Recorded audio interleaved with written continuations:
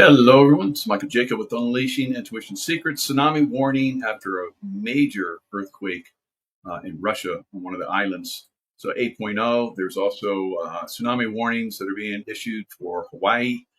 So I don't think this is the big one, although it is a big one. It's not a 10.3, right, that we're looking for. We're still within the window. Remember, I said somewhere in August, early to mid-August, that I'm looking at for a major earthquake, tsunami, and then the beginnings of probably volcanic activity, right? And we've already got volcanic activity on the increase around the Pacific Rim, and soon to come for Europe, I believe. So this is moving in that direction. The sun is lighting up in more ways than one, right? So I remember when I was a kid, and a lot of people do as well, where I remember painting the sun as a little boy, right?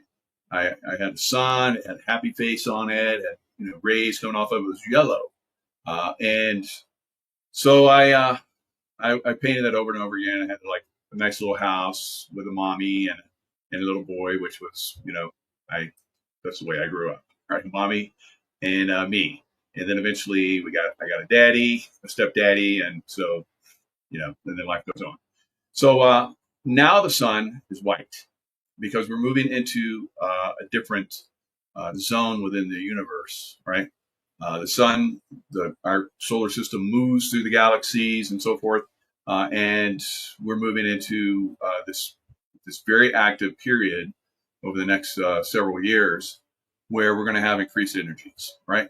And this is basically for those of us that are on the enlightenment train, right?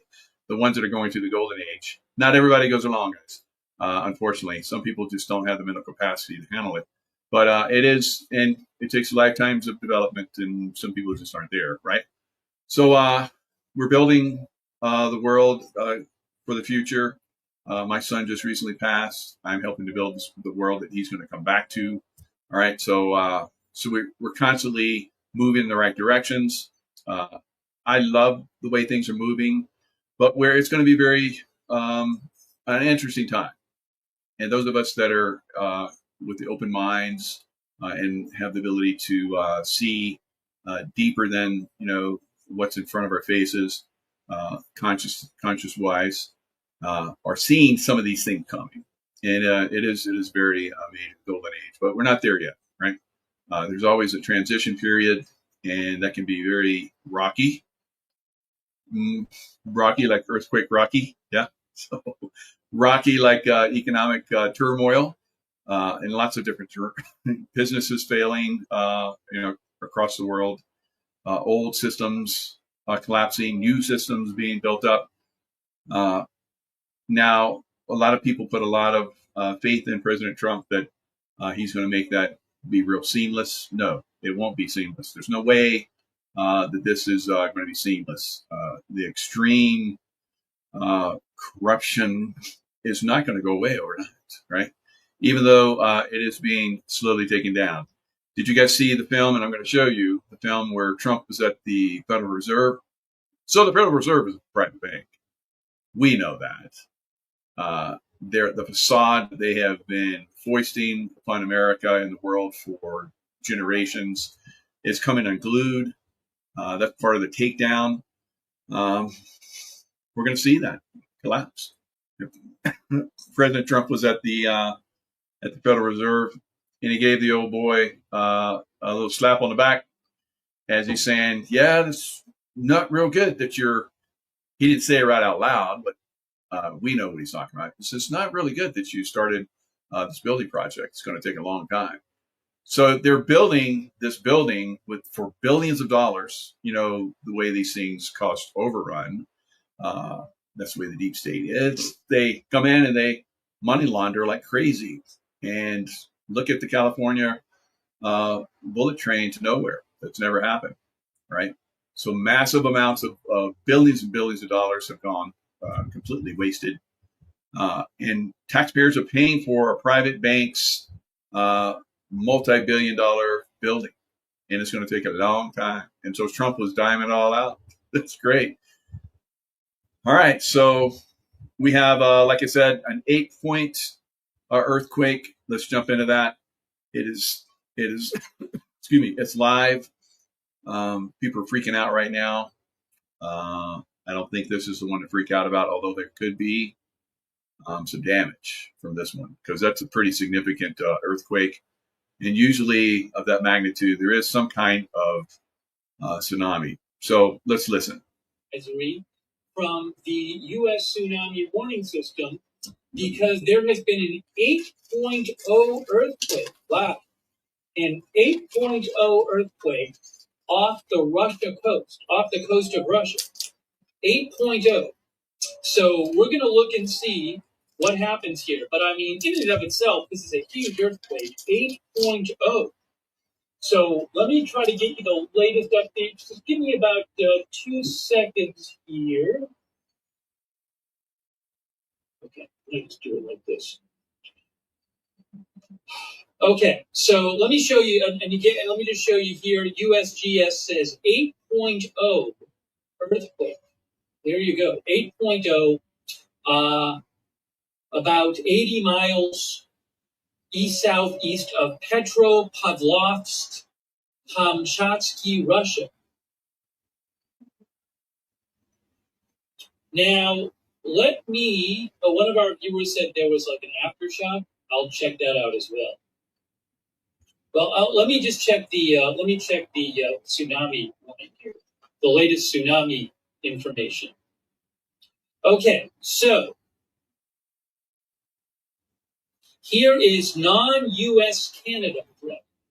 This is from the Pacific Tsunami Warning Center. It says, an earthquake with a preliminary magnitude of 8.0 occurred off the east coast of Kamchatka, Russia, at about 40 minutes ago. Based on the preliminary earthquake parameters, widespread hazardous tsunami waves are possible. Widespread hazardous tsunami waves from this earthquake are possible within the next 3 hours along some coasts of Russia and Japan. Again, hazardous tsunami waves from this earth, be getting more updates on them. Hawaii, a tsunami watch is issued for the state of Hawaii, effective at 01:33 p.m. HST. So a tsunami watch, based on all available data, a tsunami may have been generated by this earthquake that could be destructive on coastal areas even far from the epicenter. If tsunami waves impact Hawaii, the earliest arrival of the first tsunami would be 7:17 p.m. Hawaii time, which is probably a number of about over 5 hours. This is the one that includes Russia and Japan. Hazardous tsunami waves from this earthquake are possible within the next 3 hours along some coast of Russia.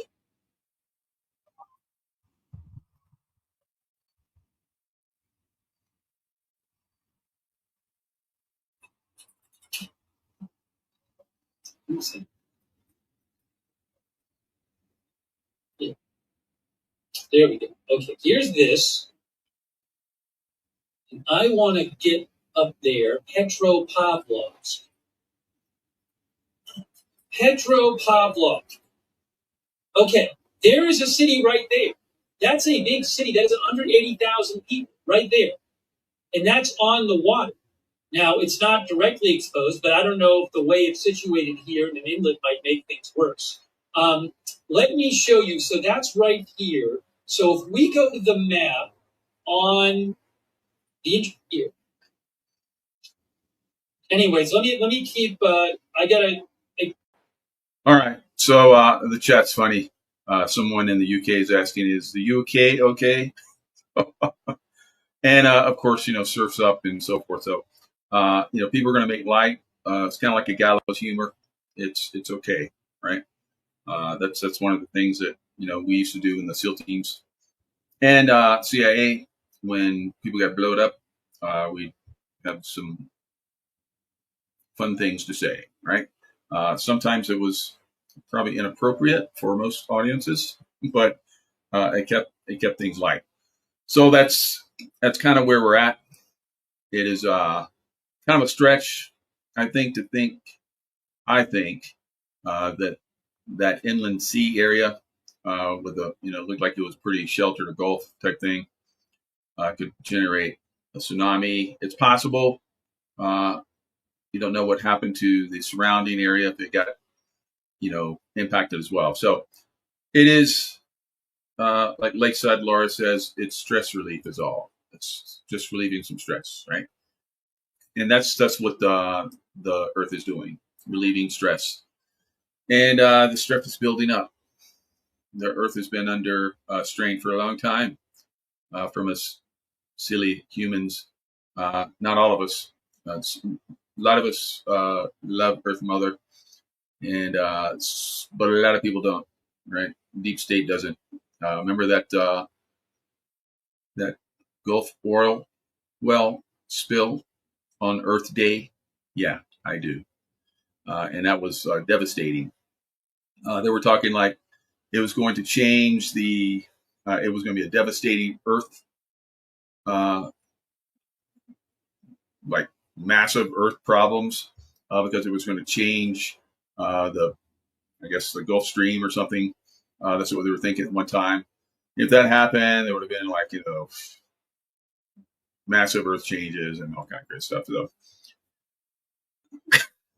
a lot of this stuff, just gets ramped up. But some of it, unfortunately, as we move closer to the golden age and major change is coming, this always happens. We're going to see these earthquakes continue to ramp up. Like yesterday and today, we had along New Zealand, we had some major earthquake activity.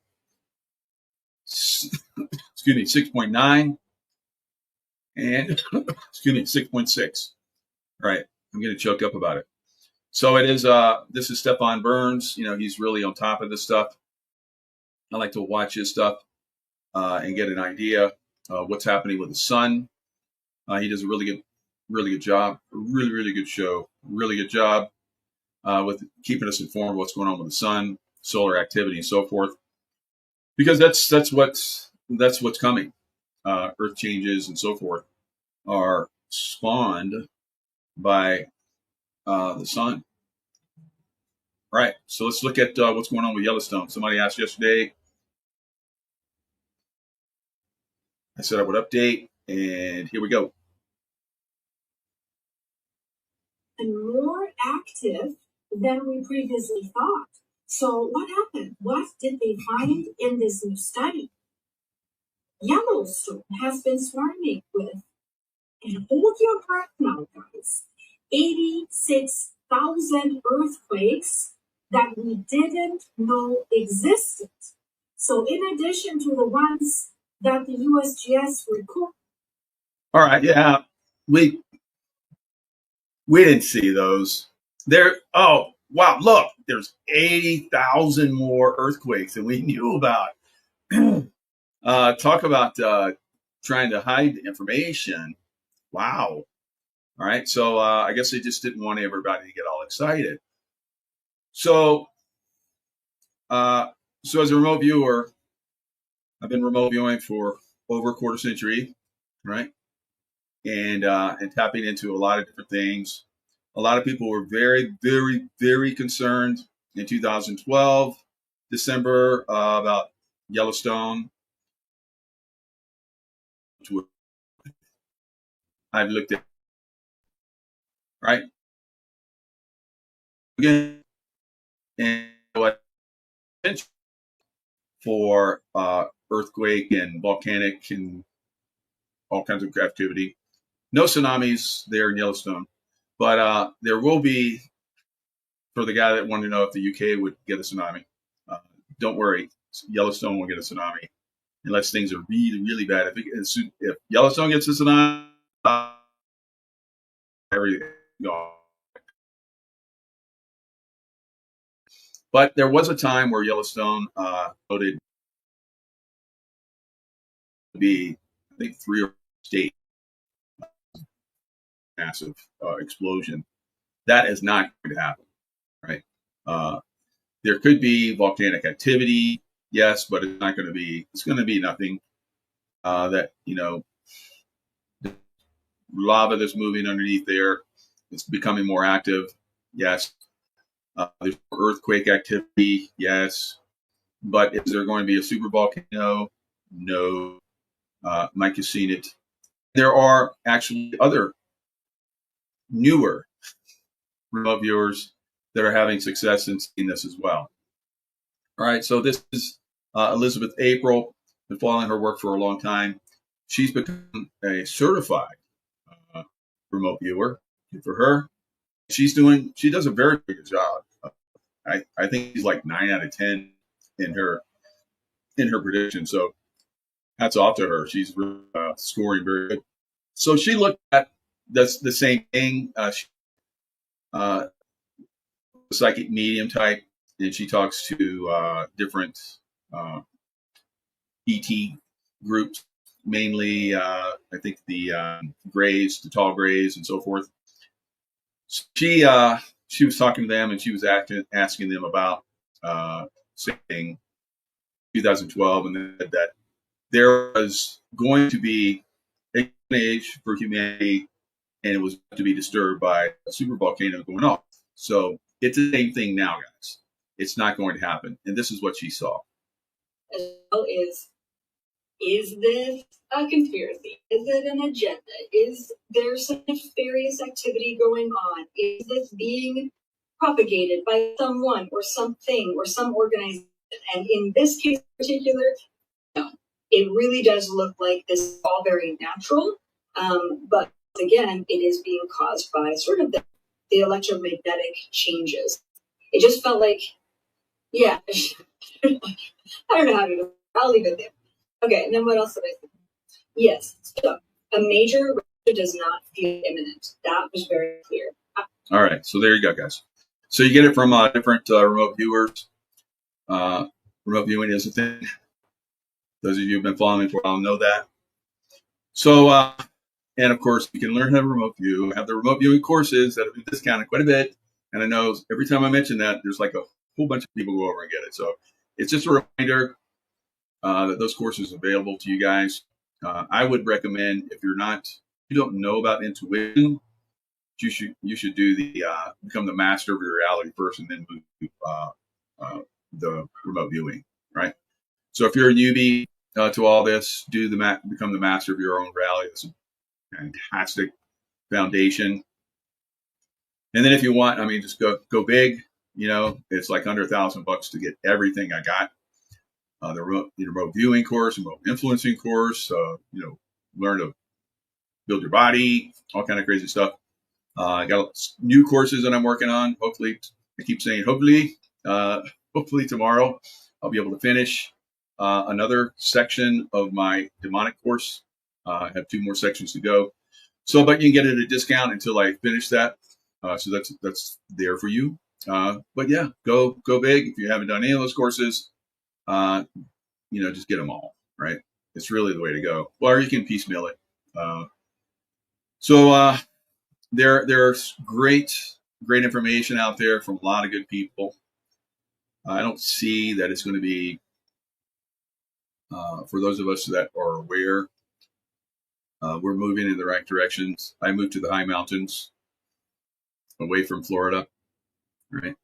So Florida, I think, is going to start getting impacted here pretty soon, back to back hurricanes. So I got out in the nick of time, I believe. So those that are still there, it's one thing I didn't like about Florida. There's only one way out. There's only one way out.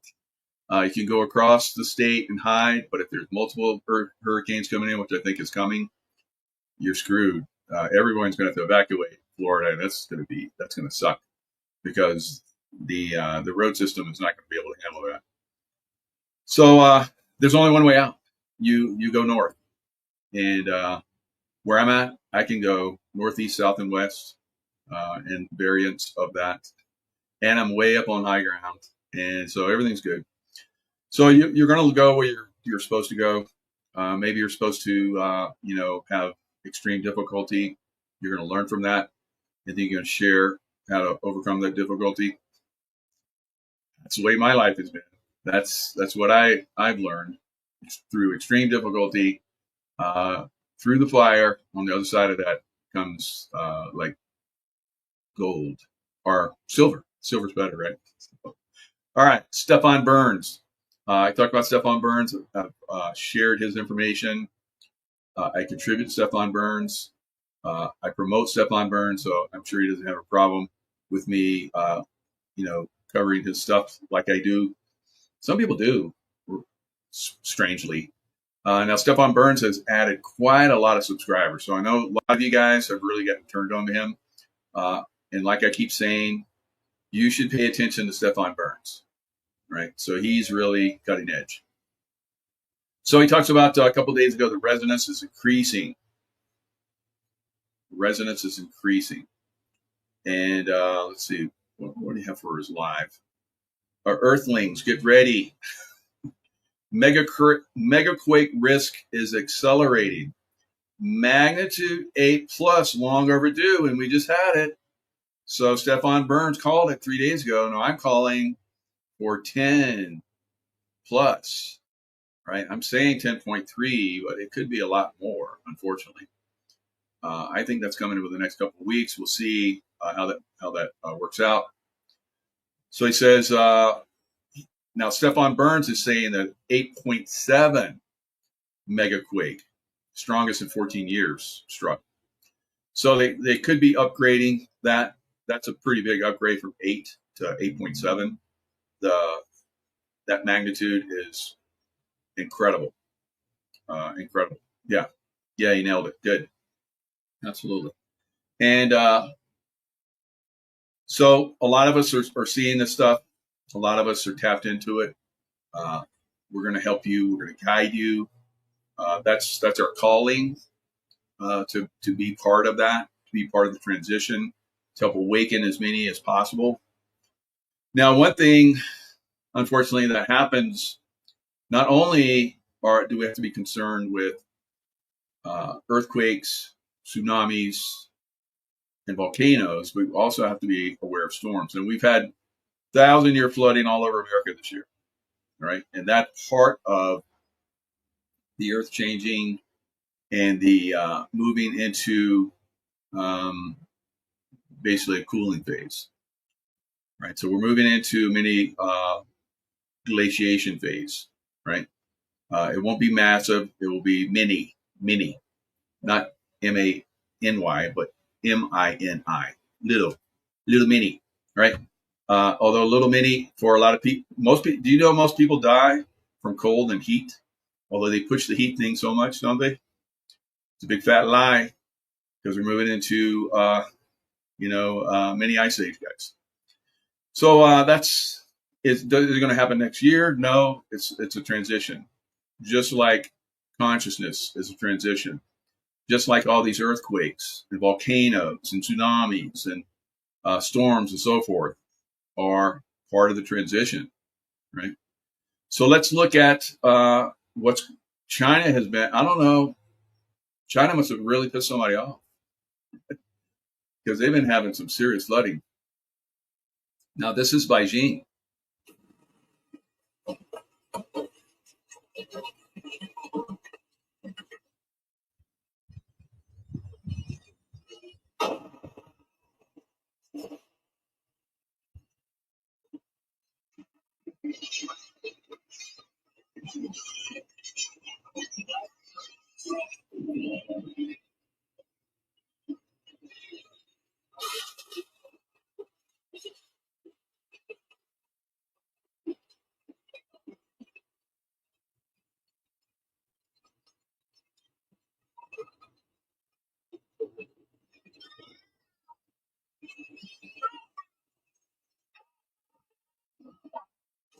Oh, shit. Oh, you got to watch this lady run across it. Try to stop it. Now watch this lady that runs across this bridge. This is like something out of a. Look at her. Look at her. Everybody's, yeah, come on, you can make it, you can make it. That last step and boom. That's like out of some kind of disaster movie. Oh my God.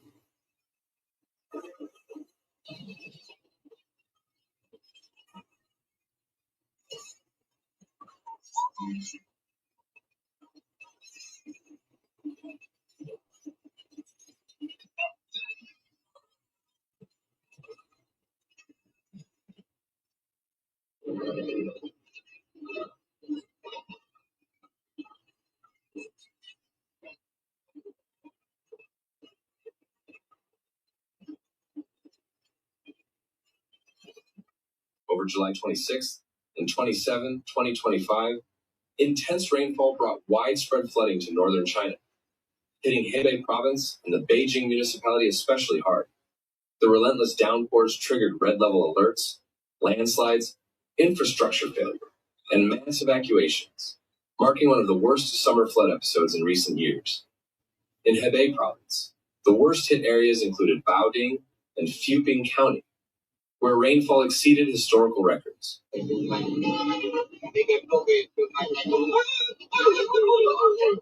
Oh, did you see that guy on the motorcycle also go down?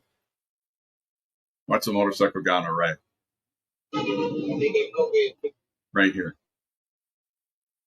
He's going by way too with that truck. Oh, I don't know. I don't think that trucker probably survived, but you never know. Miracles happen.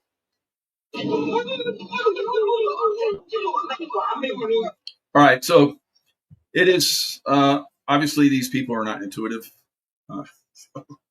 and they could have used my course, but unfortunately, they're godless. They go after Christians. They go after people that are, of different faiths. They organ harvest off of them. So somebody said in the chat, "Wrath of God," that could very well be for people of China and general. So we're going to see some areas are probably going to be affected more than others, right? The wrath of God type thing, right? So weather wars, Sully, yeah, very, very possible. Yeah, I'm brutal. I am brutal, Truther Mike. I'm brutally honest. So I make light of it, but like I said, I was a Navy SEAL and CIA, and we have gallows humor, right? So the guy in the motorcycle and the guy in the truck, they didn't have intuition. So that's gallows humor. All right, so and it's true. I'm just saying the truth. I'm not trying to be mean. All right, so more activity here in the United States. It's not somewhere else, guys. It's all over the world. All right, so let's look at this. And this is Oppenheimer Ranch project. He does an exceptional job as well. Another one of those guys. I've been watching for a long time. He doesn't get the credit that he deserves. He's only got like 91,000. Of course, I only have 82, so he's got more than I do. But he's been around he fortunately did not lose his channel, right? He knew how to talk, and of course, I'm just a truther. I can't help myself. Current earthquake swarm over at Mount Rainier continues now with over 1,055 quakes in just the last month. The largest. Okay, so that's the largest ever recorded quakes at Mount Rainier. It's just nothing to see there, is it? Don't worry. The geologists are in charge. They will make everything right. And while we're at the geologists, let's talk to the climatologist. They've been telling us that it's going to be very, very hot, and it's just going to keep getting hotter, right? Seismic swarm ever recorded. Buckle up. We've got a lot to talk about. And keep calm, because it's boom time. That's right. It's boom time, baby. Just keep calm, and it won't be a problem, right? You got intuition. And if you don't have intuition, you're probably effed. But if you do have intuition, if you've been watching my show, maybe if you never did my courses, maybe it rubbed off on you. Maybe you had it already, so you just kind of like relate, right? So that's good. Now, some of you are like, with some of the shows that I have, Mike's lying, whatever. Yeah, you're gonna F around and find out. So now another thing that's a lot of people are effing around and finding out about is the collapse of the economy. Stop you in your tracks.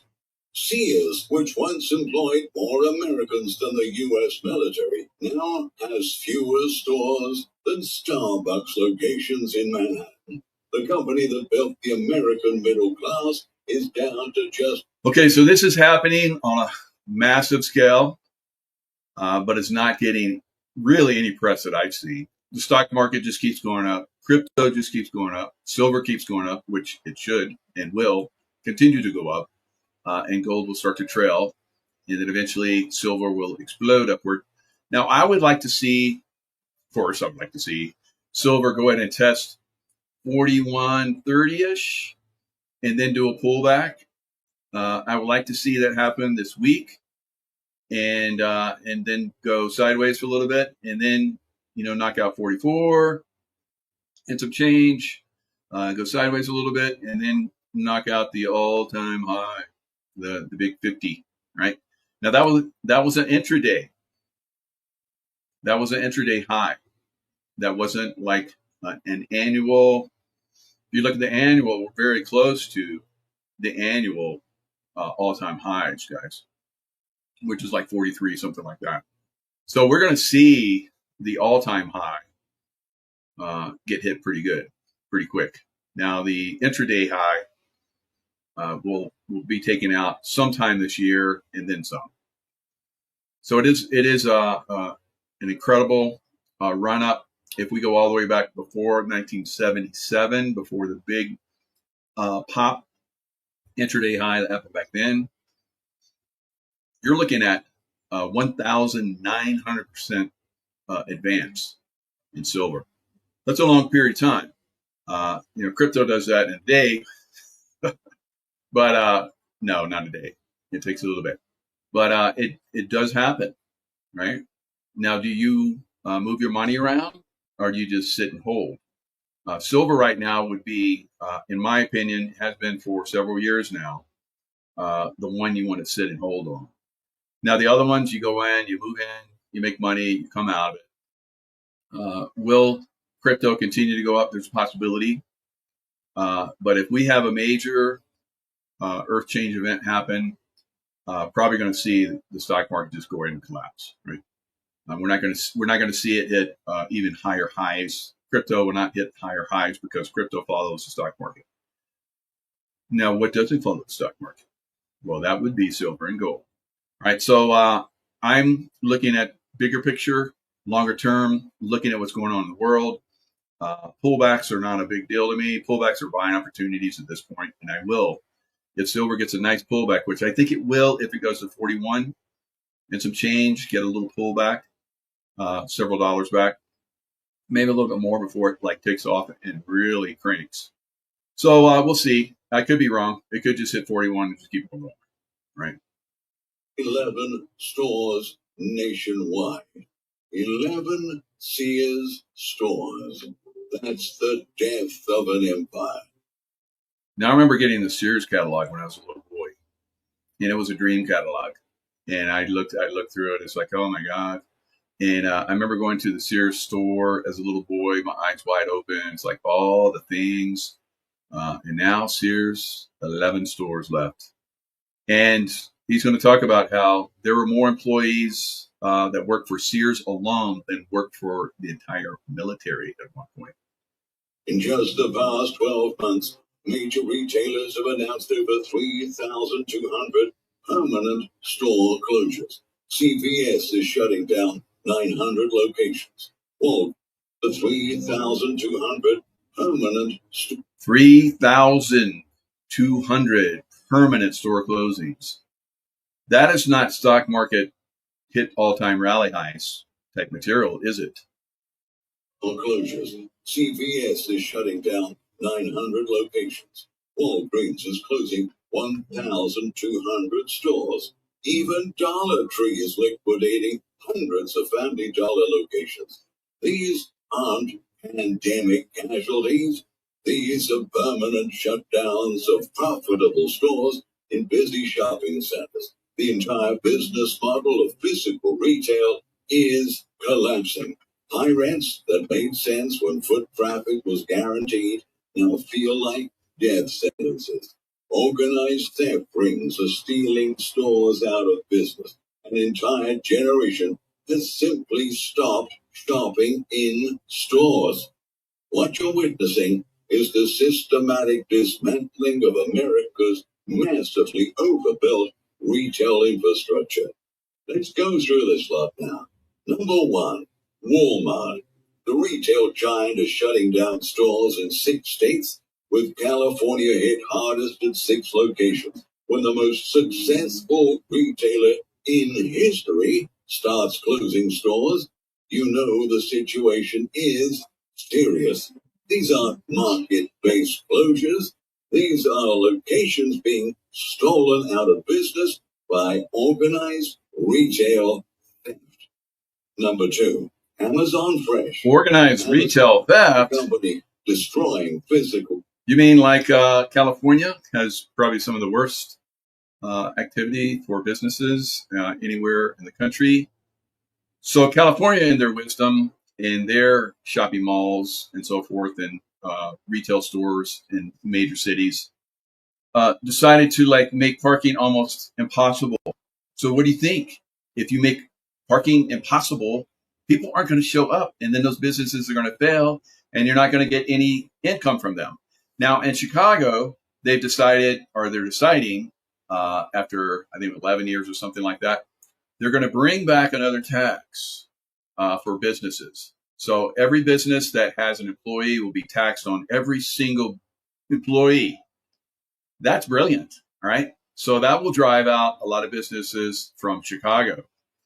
In Chicago, why don't you just like learn how to cut costs instead of stealing from businesses and employees and so forth? No, they can't do that. They have to like drive it into the ground. Oh, well, Democrats, you'll learn. No, I don't think you will, right? So let's look at another one. All right, I love this guy. This is Metal Leo. I've shown him a couple times. Another guy that I like to follow and support. And his channel has grown. And let's look. Union Square, San Francisco, terminated. Look at this store. All vandalized. All the glass is broken.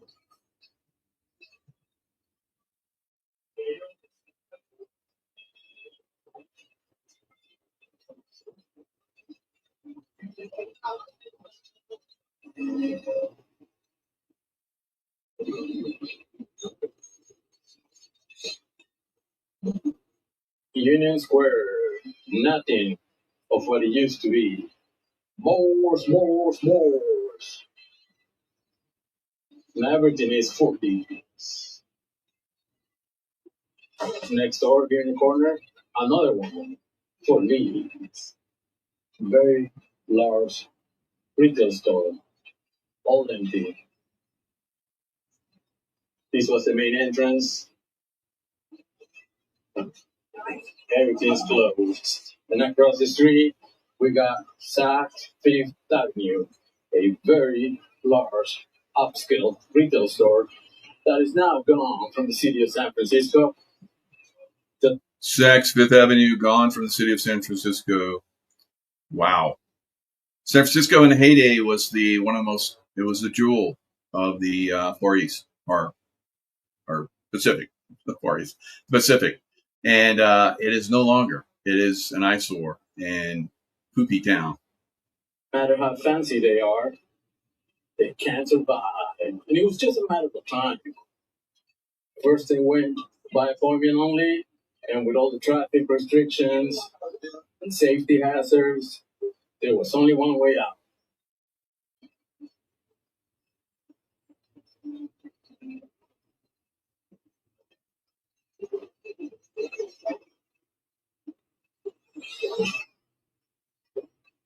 check this out. Every Joseph A. Banks. So every store on every corner here is closed.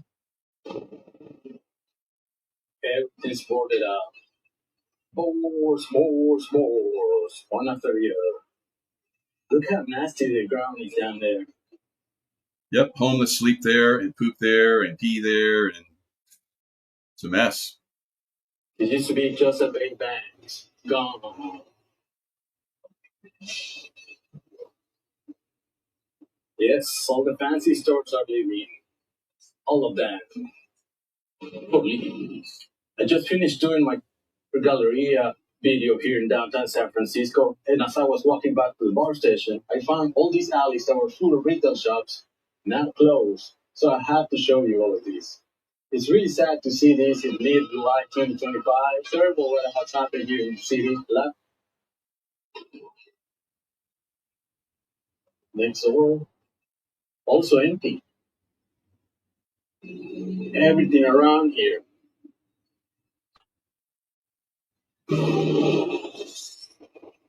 And all along that block, everything looks like it's for lease. On this corner here, on Southern Grand, every corner is closed. That one's closed. This one's closed. That one's closed. Okay, let's get across the street. With brown paper. So it's the one right next door, all covered with paper. There's the sign. This Citibank's still open, and this used to be another bank on this corner here. All for lease. Now, a lot of these stores are walking on eggshells because of the theft. People come in and steal, and California does nothing about it. And they have a law that it has to be above $999 or something like that. Otherwise, they won't prosecute. So they just let the crime explode, and they've done nothing about it. Retailers for lease. Look at this. We don't have to go very far to find. Now, these used to be like a yoga thing. Yep. This for lease. Sign is up there. Over here, empty. There's the sign for lease. There's the signs up there. Now they're all been blacked out. So this is Bloomingdale's. This is a huge Bloomingdale's. And he walks around. It takes up several blocks, it looks like. Right? It's gone. All right, so that's San Francisco. I've been reporting on, and of course, Metal Leo has been reporting on San Francisco basically collapsing. And the real estate, commercial real estate, pretty much around the country has collapsed. Like 95% in some places. Now, you guys know that I've said that we're going to see home prices will also collapse 95%. I said this years ago that we would see that. We would see the stock market collapse up to 95%. So all of this is coming. So it's a collapse of the system. The system is going to collapse. The Federal Reserve inspired and controlled and manipulated system is going to collapse. If you look at the dollar in 1913, when the Federal Reserve basically came into the dead of night during Christmas, it was voted in. It was today, and by today's standard, 96.23% less. So that's what we're going to see in all this commercial real estate, in all the housing, in all of the businesses. And we're going to see silver and gold go to way beyond historical prices, right? It's going to be crazy. And then at some point, probably within the next several years, we'll start to come out of what will be a depression, right? So it is coming. You have to be ready for it. There's lots of things coming. There's lots of things that are going to be disturbing, but you have to be ready. You have to be on your toes. You have to be ready to move and groove. And of course, we have Starbucks. So I've said for many years, you can go without a cup of coffee, and you can get LifeWave X39. course, I've done that. I've had that said to me about a lot of different products. So I stopped drinking, commercial coffee long ago. So it's no big deal to me. Occasionally I splurge and get a Starbucks, but it is not something I do every day. And I can see people like, they call in, they have the Starbucks waiting for them, all kind of crazy stuff. So that's good. But we're going to see a lot of Starbucks close. And this is another indicator, 90 locations by the end of 2026. That's going to increase. We're seeing the beginning stages of a lot of these businesses that will collapse. Right. So Starbucks, 90 locations. That's a nothing burger. Right. Now cities, Florida, like I told you guys, Florida real estate is collapsing. In the last downturn, Florida real estate collapsed. Nevada real estate collapsed. Let's look at, and they were the canaries in the coal mine. They should have collapsed a lot more. This time, they will. As 2025 relentlessly unfolds, the high-stakes bet that fueled Nevada's growth is revealing its devastating price. Its cities are not just cooling, they are becoming modern-day ghost towns. This isn't a mere market correction. This is a profound existential shift, a creeping emptiness consuming the very pulse of vibrant communities. What insidious forces are draining the lifeblood from these Nevada urban centers? Is it the relentless thirst of a parched desert? The razor-thin margin of an economy caught in tourism's volatile grip? Or the suffocating burden of vacant properties abandoned by a vanished legion of buyers and panicked investors? Discover the Nation pulls back the curtain on this unsettling reality. We have identified the top 10 Nevada cities that are becoming ghost towns in 2025. All right, those are Laughlin, Nevada, Fernley, Summerlin, Carson City, Sparks, North Las Vegas, Henderson, Reno. Wow, Reno is a ghost town. It is crazy how much Reno has collapsed. Elko and Las Vegas topping it off. Now, again, in the last downturn, we saw Las Vegas prices collapse upwards of 80%, right? This time it will be 95, right? It will be 95 at the very bottom. Now, the bottom will take a long time to get there. It will take years. It's not like it's going to, collapse and then everybody's going to come back and buy it the next day, right? It's not the way it is. It starts collapsing. People don't even want to touch it. And it keeps collapsing. It gets more momentum, keeps going down. It'll reach bottom at some point, and still people won't want to buy. That'll last for maybe years, right? Now, did people quit gambling in Reno? Yes. It becomes so. One of the first things that goes away when people stop using discretionary income, basically goes away, is gambling. And you can look in the history of that. That's one of the things that you stop seeing gamblers show up in casinos. That's a canary in the coal mine.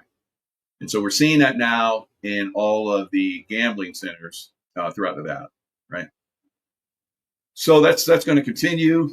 Thanks for your super chat, and for all you guys that do super chat, thank you very much. That helps things keep going. Of course, I would like to see you, get your own courses if you haven't done that.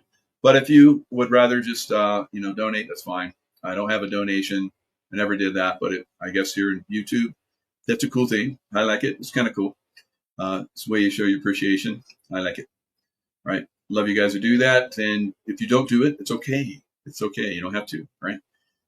Some of you guys just don't have the wherewithal to do much of anything. I understand that. I've been there. There was a point in my life where I wouldn't even have the time to look at stuff like this for free. Right? So I've been down, I've been out, and I've been high, I've been low. Right? I think we all been through that. But I think we're definitely going to see the economy go down, right? Bigly. And there's nothing that President Trump can do about that, right? He's doing his best. Maybe if he hadn't been taken out 4 years ago, we may not be in this situation, but now we are, right? So there's other things. Of course, there's distractions to keep him from, making things better. And that's another reason why we're going to see this thing become very bad. He could, if given the wherewithal and the backing, he could limit this downturn massively, guys. But you have the Democrats in their big fat cities and stealing money from everybody. They like that. They want to keep that going, and it's just going to drag everybody down with it. So Trump said Epstein stole Virginia Giuffre from his employment, along with other employees. And that is one of the reasons why he said Epstein can no longer come back to Mar-a-Lago, because he's stealing all my employees. And then, of course, we found out that he was doing more than just stealing them. He was raping them.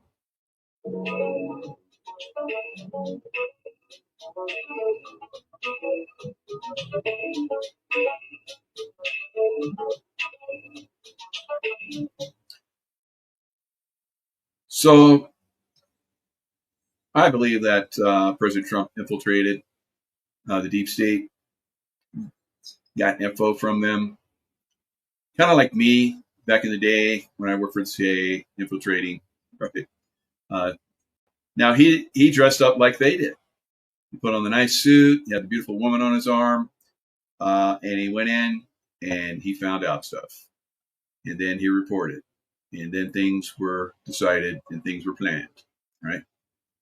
And they told him, I'm sure, they're going to come after you. They're going to do a character assassination on you.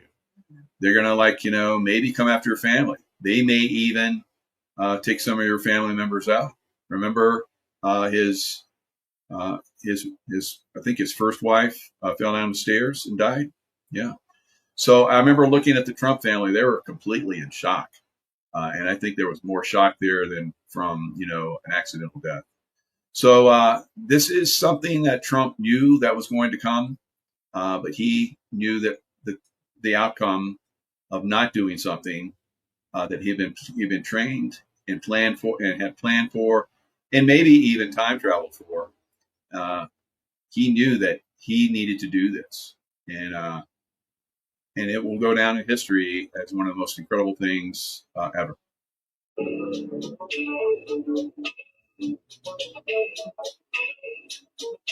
All right, so he cut ties with Epstein because he was poaching his employees. When asked by a reporter Tuesday if one of the employees Trump allegedly poached, if employees that Trump allegedly, that would be not Trump, but Jeffrey Epstein that poached him, poached her, was Virginia Giuffre. The president said, I think so. He stole her. Right? So the truth is coming out. Wow, that's pretty big, guys. That's a big one. And all the little doubters, all the little Trump haters, all the little, because they have little brains. I call them little, and all the little people that have Trump derangement syndrome that has been programmed into them, and they can't get out of it for some reason. There's a lot of it that's assaulting that stupid programming and tearing it down. So this is part of the process. It's been ongoing for quite some time. Now, this is, I'll leave you with this, because this is Trump at his finest. And watch the maestro at work. Just really with the chairman, he's showing us around, showing us the work. And so I don't want to get that. I don't want to be personal, but just would like to see it get finished. And in many ways, it's too bad. Wow. So I don't know what was decided by the Fed dude.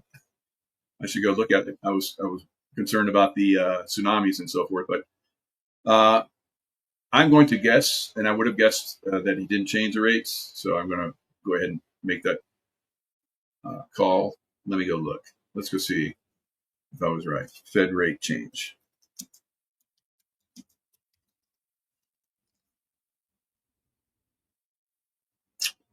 Oh, so it's not till tomorrow, right? The Fed is expected to hold rates steady as Trump. So good.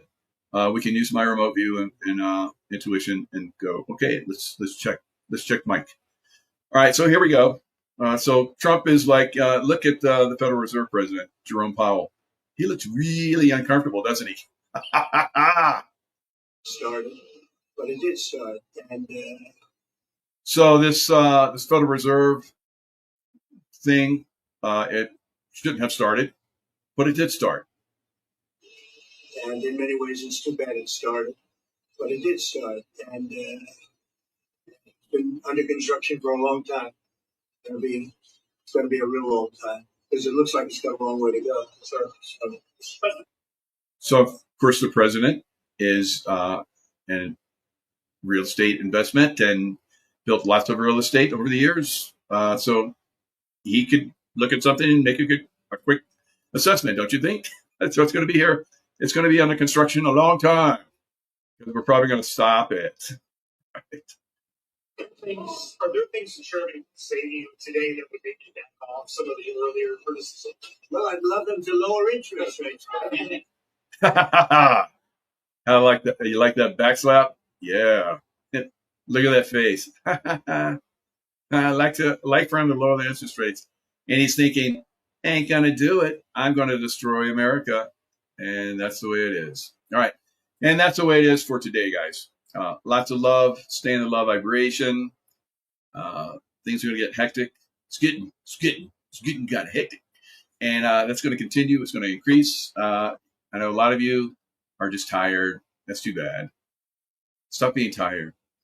Get excited. Be jovial. And love your neighbor. Love President Trump. And love especially all the baddies out there. Because that love basically brings them, destroys them. Right? It's like water on the Wicked Witch. They melt with love. The love vibration. Send them the love vibration, and they will melt. All right, see you guys next time. There you go. Hello, everyone. It's Michael Jaco with Unleashing Intuition Secrets, joined once again by Clayton Thomas of the Root Wellness. I feel this is going to be a really, really good show because, I've been doing Root Wellness for over 3 years now. And, it was back during the COVID craziness. And I feel that Root Wellness was the thing of its time. It still is. And a lot of people have, maybe gotten away from it because they feel like, it's all over. But really, Root Wellness is something that you should be doing for the rest of your life, I think. It's one of those things. And it's a cleansing, a detoxing. I just listened to Dr. Christina Rahm on a couple of shows. And wow, I have the links to her shows in the description box. You guys need to watch those or listen to them. They're fantastic. And took my understanding of Dr. Christina Rahm, and of course, Clayton's been cluing me up for a long time. I did a show with her in the past, but wow, unbelievable. So Clayton, we have a lot to talk about. So how have you been, sir? Bro, it's good to be with family because we put the focus this year to not travel internationally as much. Oh, good. But that doesn't mean we're not bouncing around all over the country. So it's one of those things. We got to go spend 3 days down in Belize and working on some collabs down there, which was amazing to be able to get out of the country and eat clean food and then come back and realize why we've done what Christina's done, because you can't eat the food here. So you need something you can live on. Yeah. But, you are dead on of understanding timing.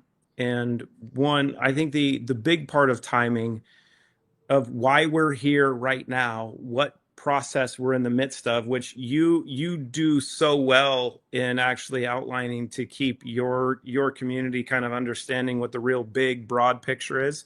Mhm. And I was talking to Tracy on my drive down the road to get to the house before we got to pop on here, and understanding what's really going on in this world and what our process is for ascension, and how you have to understand that you've been programmed, you've been poisoned, and we ended up going to 90 countries in the last 5 years, and we had to come back because our focus is home. And as Christina touched on, we're Americans, Yeah. right? And we understand the importance of what that means. What's interesting is our new collaborating partner, my chief technology officer, who's the former CTO at Cisco, right? So he's a data scientist in the same way that Christina is a bioscientist, and he built the data fabric systems at Bay. And the interesting part is he's gone over, he's like, you know where Palantir came from, right? I'm like, no, it's the big defense contractor. He's like, no, they just licensed a little bit of what Pegasus was, and they're running a couple programs from Pegasus. And if you know what Pegasus is, if you don't know what Pegasus is, you'd probably look it up. But the understanding of where we are from a tech standpoint, what's going on in the centralization, I'll say the centralization of everything in your life. You might think that there are good things that are being announced when it comes to crypto and these other components, but the same thing with AI, right? If you see what's being done in the government, regardless of who we voted for, right? Because they're in the beast, and whether the intention was true initially, the actions are showing you that they're being controlled. And Maha and Mega never had a .gov at the end of it, and they never will. So this whole process is understanding that it's us, it's community, it's businesses, it's entrepreneurs, it's individuals, it's communities that are responsible for this ascension process. I've been saying it for years. Thank you. Yeah. Good. And that's the lesson, right? But it's a matter of when you look at this from a perspective of humanity, it takes businesses and business owners. And I'm not supposed to make the announcement yet, but I'll do it anyway because I usually don't follow instructions very well. Like the Inc. 5000 recognizes the fastest growing companies in the United States that are privately owned over a 4-year period, and they're very, very strict with who they choose in that. It was really cool to be chosen, right? Wow. So that's kind of the cool part of seeing how the business world is now identifying. They don't know how we did it. They just looked at they analyzed and went through all the numbers, and they're like, oh, you're in, you're cool. Yeah. But we're the ones who didn't take outside money, and we never spent any money on advertising. I never spent a single dollar on Google ads. We never spent a single money on Meta or Facebook ads or Instagram ads or TikTok ads or anything else. We spent it on people, because of the importance of understanding the connectivity of humanity, that we're 6 degrees from 6.5 billion people. So the only thing businesses need to invest in is people. If you literally put your money where your mouth is and you invest in that and you produce the outcomes that are necessary to allow people to become what they're capable of becoming, then really cool things happen. And I think we'll get into some of the tech aspects of where we sit, because what Christina's created, and she might just pop in here because she's on her way. I got to come back home, so we could hang out. She might pop on and I'll have her touch on some of the stuff. But fantastic. Wow. What she's literally done is already on tape, right? We have the research registries that track the quality and cost improvements in what she's created. Because when you watch the interview with Sean Kelly and you watch the interview that she did with Gary the actuary, you'll see that she's not like us. And here's the coolest part. If you go on Wikipedia, you can search people and get their bios, because you get this group of people that do analysis and they create a bio for someone that you can't actually, create. I can't create my own personal Wikipedia bio. It's done by all these other people that do research. they've been trying to do hers for 2 years, and the people that have been trying to do it for us on the outside were blocked, and they'd been blocking it. And then she got a call from one of her colleagues. She's like, "Look, I got a spook on the phone, and she's like, "Oh, is it Halloween?" Because he wasn't in this country. He works in a country that everybody's really aware of because of war-torn environment right now, but they have a lot of really good coders and programmers and hackers in that country. And he's like, this is what's going on. You're blocked because of this and this and this. And we'll have that taken care of in a couple days. And then it was done in 15 minutes. But what's interesting, if you look up Christina's Wikipedia page, you will find stuff that she's never talked about. And when you search her name, you can look up Dr. Christina Rom now, and you'll see what her history's been, right? Where she's been, what she's done. They got almost all of her degrees right. They did one of the PhDs, which is actually an MD. But you have a literal bioscience engineer that's been in every aspect of healthcare at the highest levels of medical and clinical science that knew what was going on over the last 5 to 6 years. But she knew this 20 years ago because of the environments she was in. And if you know what's going on and you leave that environment because you know the problems in the system, and the only way that you can actually get people well is to get out of the system, and you understand how to do the things that she's done, you can take nature and start coding and programming nature in a way and combining these components from nature that allow you to get outcomes that we've never seen before. And because she comes from that space, we have the data, we have the protocols for disease-specific states, we have the clinical outcomes that have now been expert reviewed and published, and the publications of that data and the outcomes have allowed her to file for patents on the process and mechanisms to address specific disease states. So in September, she filed for the patent for reversing autism. Over the last couple months, she filed for the patents for neurological diseases and colon cancer and diabetes and dementia and Alzheimer's and Parkinson's. She's actually filed for patents to reverse these issues because she's not talking about treating symptoms the way they used to. She understands the underlying problems and has built the mechanisms to address all that, because just like our CTO is doing with hardware and operating systems on a data standpoint, she understands the hardware and the operating system that God created us in and is recoding that. But that process is something that takes a little time and a little work because we've been poisoned for literally a millennia, right?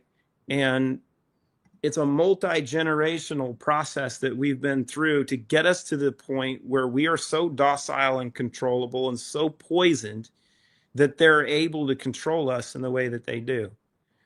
Oh, is that the boss? That's her. Yeah. Hey, that's the art room. I could actually take you up there right now. Oh, wow. Beautiful. Wow. My purpose is to unify humanity through science, compassion, and global vision, always guided by integrity and a desire to create lasting impact.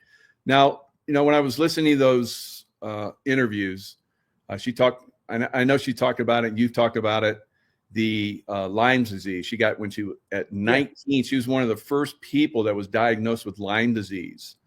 So now they've discovered that it's not from ticks, it's from other things. Well, hold on. Here's the craziest part with this. So she's 19 years old. She's at a church camp in North Carolina, falls in a tick bed, 105-degree temperature for a couple weeks, literally loses her memory. Yeah.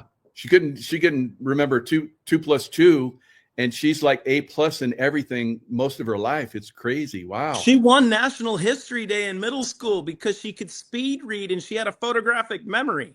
And she lost all of it. But when she came out of it, gained something in that, and this is the most important thing. So go ahead.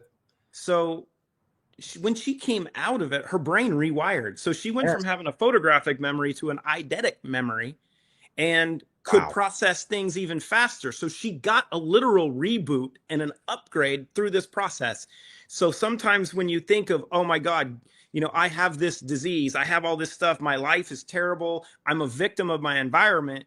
She was like, oh no, I'm going to learn from this, and I'm going to learn how to beat it. Now here's the craziest part, because people have given her a lot of trash talk over, you know, where she works. Well, she's a literal savant. So they figured out really quickly that she's a unique mindset. When she was at Pfizer, she was doing a research project at Camp Pendleton. You know where that is. You've been there. Oh yeah.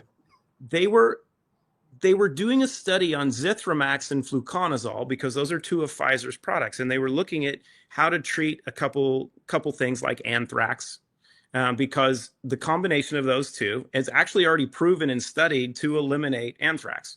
You should probably have some of that in your house. If you actually, we can create a little conversation for everybody that wants to get two of those from one of my pharmacy friends.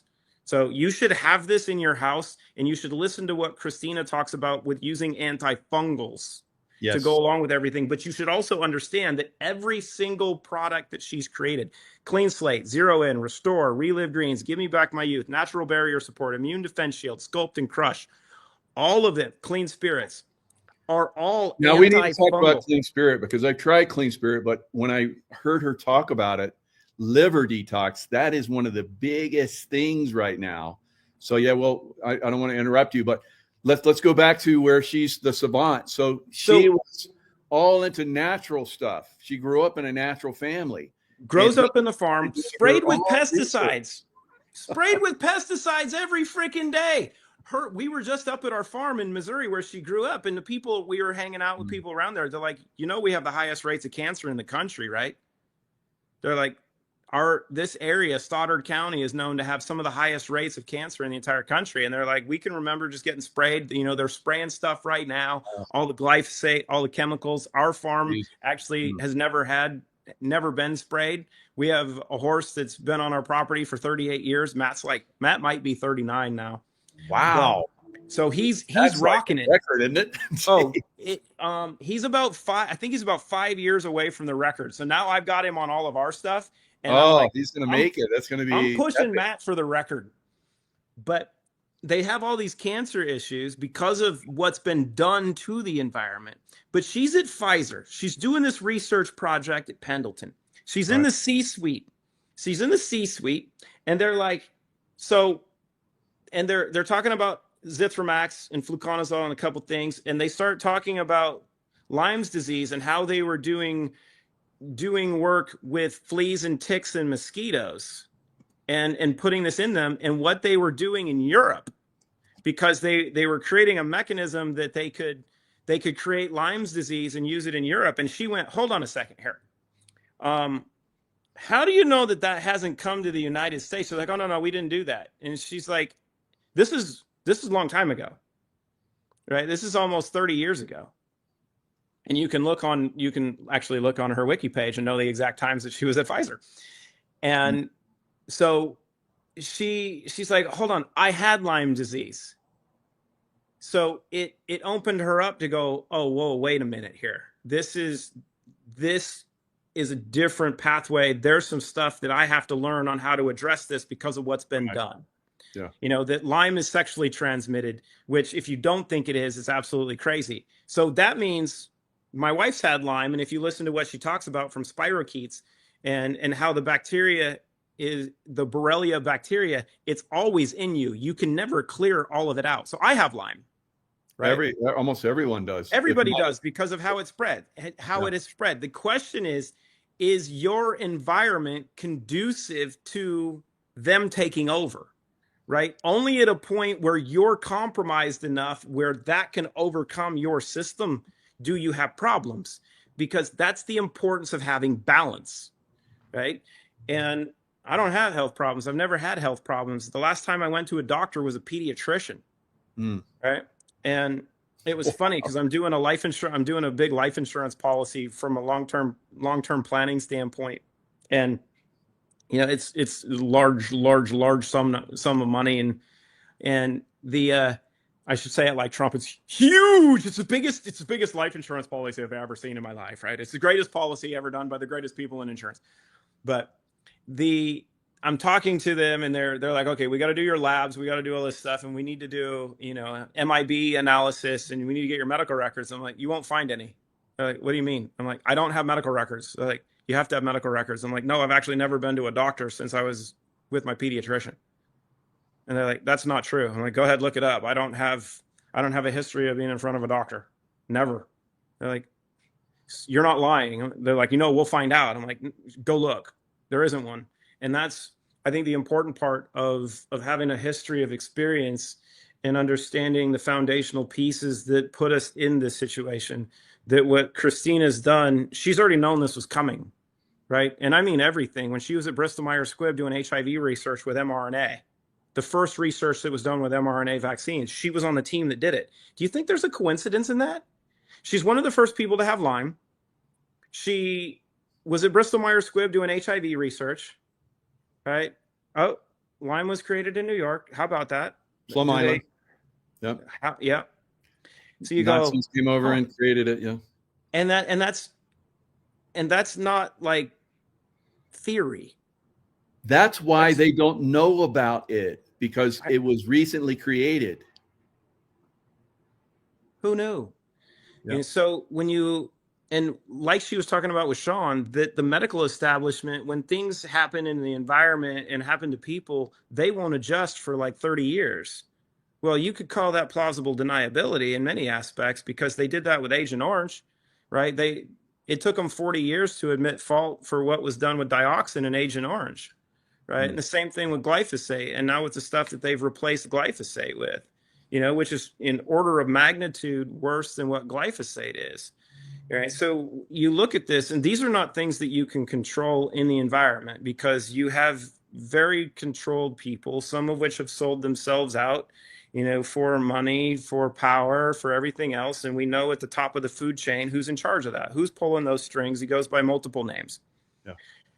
So if you know the game and you've been on the board and you know how the game is played, and you know where the pieces are, and you know how to talk to the pieces, and you know how to get around the board, then you can play the game, but you can play the game differently. Yeah. And you can play by their rules and come into their space. This is what I love about you guys, because you've been traveling all over the world. You've been rubbing elbows with the elite, and they want the best for their people. Yes, now, when I was in the CIA, there were the good guys, and they put us up front so that everybody could see, look, we're good. But in the background, there's people that are sabotaging our work. And that's what you guys are trying to do. You're trying to go out and unsabotage everything and bring in the right stuff. And people are trying to support you the best they can. But there's this globalista, thing that's going on that has to be taken down. And like you said, we, the people, have to do that. We have to work together to do it. And you have to understand, like you talked about, and we've gotten so much shit from being in parts of the world where people are like, you're collaborating with the cabal. I'm like, no, we're actually I did the same thing. You see things infiltrating. It's called surveillance. Yes. Right. It's a matter of, if you're not there and you can't understand how the game works. You can't have conversations with people that you might not agree with, but one of my mentors, they wrote this amazing book about him. He was the dude that would turn over tables, but he would sit down with the tax collectors and the prostitutes, where everybody else was like, those are the bane of existence and you shouldn't talk to them. And he's like, who else is going to do it? I need to show them a different way, because I am the way. Right. So if you're not willing to understand who has your back, right? If you understand the terminology, it was funny because my executive assistant he was doing outreach for me today, and reached out to some people on Instagram. He's like, "What's your code for root?" I'm like, "Agape." And he looked at me. He's like, "What's that mean?" I'm like, "Yo, Joy, Cam doesn't know what agape means." I'm like, "You weren't raised right, my young friend." Right. It's like, I got you. Yep, education time. But when you understand who who made you, who your real example is, and who walks with you, because they made this statement, you never walk alone, right? And it's something that you have to understand. And you know, there's all these different analogies. The dude walking on the beach and he's walking with Christ, and he's like, there's two sets of footsteps, and then there was only one. He's like, and he's blaming Christ for not being there, and he's like, no, I carried you. Like, Right. But you have to be willing to go into places where no one else is willing to go, because you don't walk with fear. I mean, and you guys, I was talking with Rich Davini about this a couple of days ago, because we got Rich goodies, and you know, talking everything about he's done with SEAL Team 6, and you know, and hand picking guys, and you know, the interview process and the understanding of how you take guys with unique skills and how you bring them all together, because you were one of those dudes, right? And you understand, you know, how that's amalgamated. You take guys that are capable of doing things that a normal person is not capable or willing to do, and it's not due from massive feats of strength. It's being a very unique individual that works together with a team to fill specific roles and do things really, really well. That's what we have to understand we're built for. That's why we're here. Right? Christina wrote in her first book that we're each an imperfect piece to a perfect puzzle. And when you understand that you are unique for a reason, but social media and all this bullshit is being constructed to get you to believe that you're not made to be you, you should be like someone else. You should have plastic. You should have all of this other work done. You shouldn't be who you are. You should be like somebody else. Yeah. So this interview, guys, like I said, highly recommend it. Dr. Christina Rahm, How to Detox Your Body from Lyme Disease and Heavy Metals Naturally. So great interview with Gary Brecka, the ultimate human. He's great. I love his work. But that was a great interview because he's got the scientific mind. And of course, you know, they got to romp a little bit. And I was like, Christina, she's like pushing the envelope here. I can understand her. I can't talk her language, but I can understand it. Yeah. So that's the beautiful thing about this, because she's been on a certain level. So I love that she got onto that.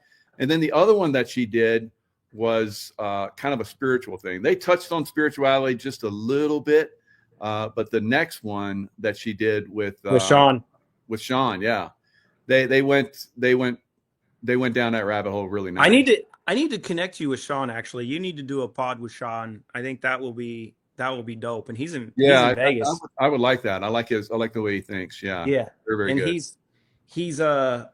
He's one that's getting acclimated to the Rootverse. Loves Zero In. And so it's watching the tentacles start to spread out in different spheres and different areas of influence, you know, because of how things are flowing. It's kind of interesting starting to work with Russell a little bit. Russell calls them zooms. He loves Zero In, and it's trying to harness that tornado of influence is fun right now. His manager is with him down in Florida, and I'm like, look, give him this and this and this, because we got in touch with Russell because one of his good friends in London has cancer, and now he kind of doesn't have cancer anymore. Yeah. Because of being on goodies, but now he's dealing with the consequences of the chemo and radiation that they did to him, you know, while he was on our stuff, because he's in the system in London. Right. And that was some of the things that Dr. Christina was talking about. You know, she got the Lyme disease at a very young age, and another girl around the same time frame was diagnosed. Maria Menounos. Yep. Both of them got brain cancer. Same brain tumor. Same, not just brain cancer, the same brain tumor, a prolactinoma brain tumor. There's only 4,000 of them.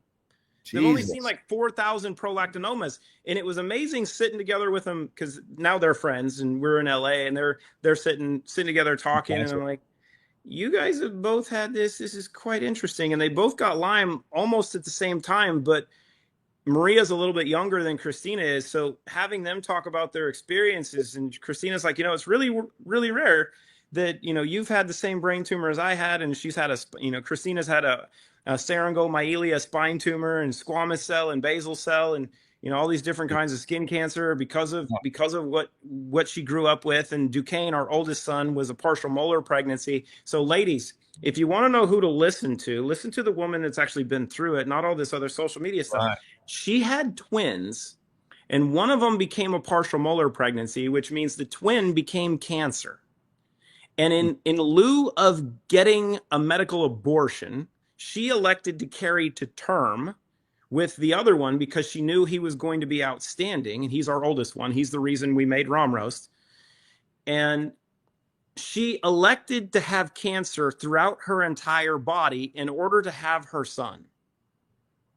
And then after having her son, and then being able to then be gifted with a brain tumor, and then, all kinds of skin cancer. And then she gets pregnant with Meritella, our fourth one, our youngest daughter. She's pregnant, doesn't know it, finds out she has a spine tumor, gets a bunch of radioactive isotopes to treat the spine tumor, and finds out she's pregnant.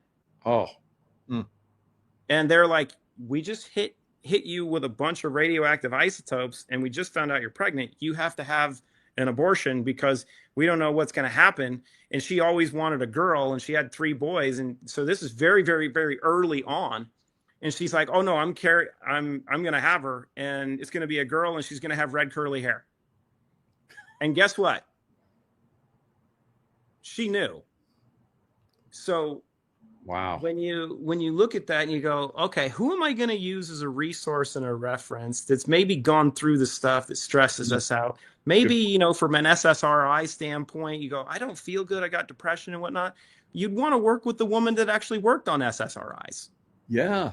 And she's got all your products are all natural. They're fantastic. But she's been into biotech. She's ran a biotech. She was the CEO of a biotech company. Yeah. No, she's big pharma on like you're talking about military bases and all kind of underground dumbs and all kind of crazy stuff. So she knows all this stuff. She's not bashing for big pharma because there is good stuff. She's been there. Yes. And she knows the good, biotech, but she's there's good stuff there. But there's bad stuff too. And so that's why you guys have a great business and you're doing good work. Thank you. And it's knowing where the good is in those things, because people are like, ivermectin, you need ivermectin. Okay, do you know who made ivermectin? I'm like, you don't like Merck? Okay. Point. It's like, oh, well, fluconazole is crucial as an antifungal, but you hate Pfizer. Zithromycin, Zithromax, Z-Pak, kind of promoted by everybody because of what it does from an antibiotic standpoint. I mean, and what it's capable of doing, but you have to have an antifungal with it because there's one woman that actually understands that fungus is the big problem, and that's what's killing people.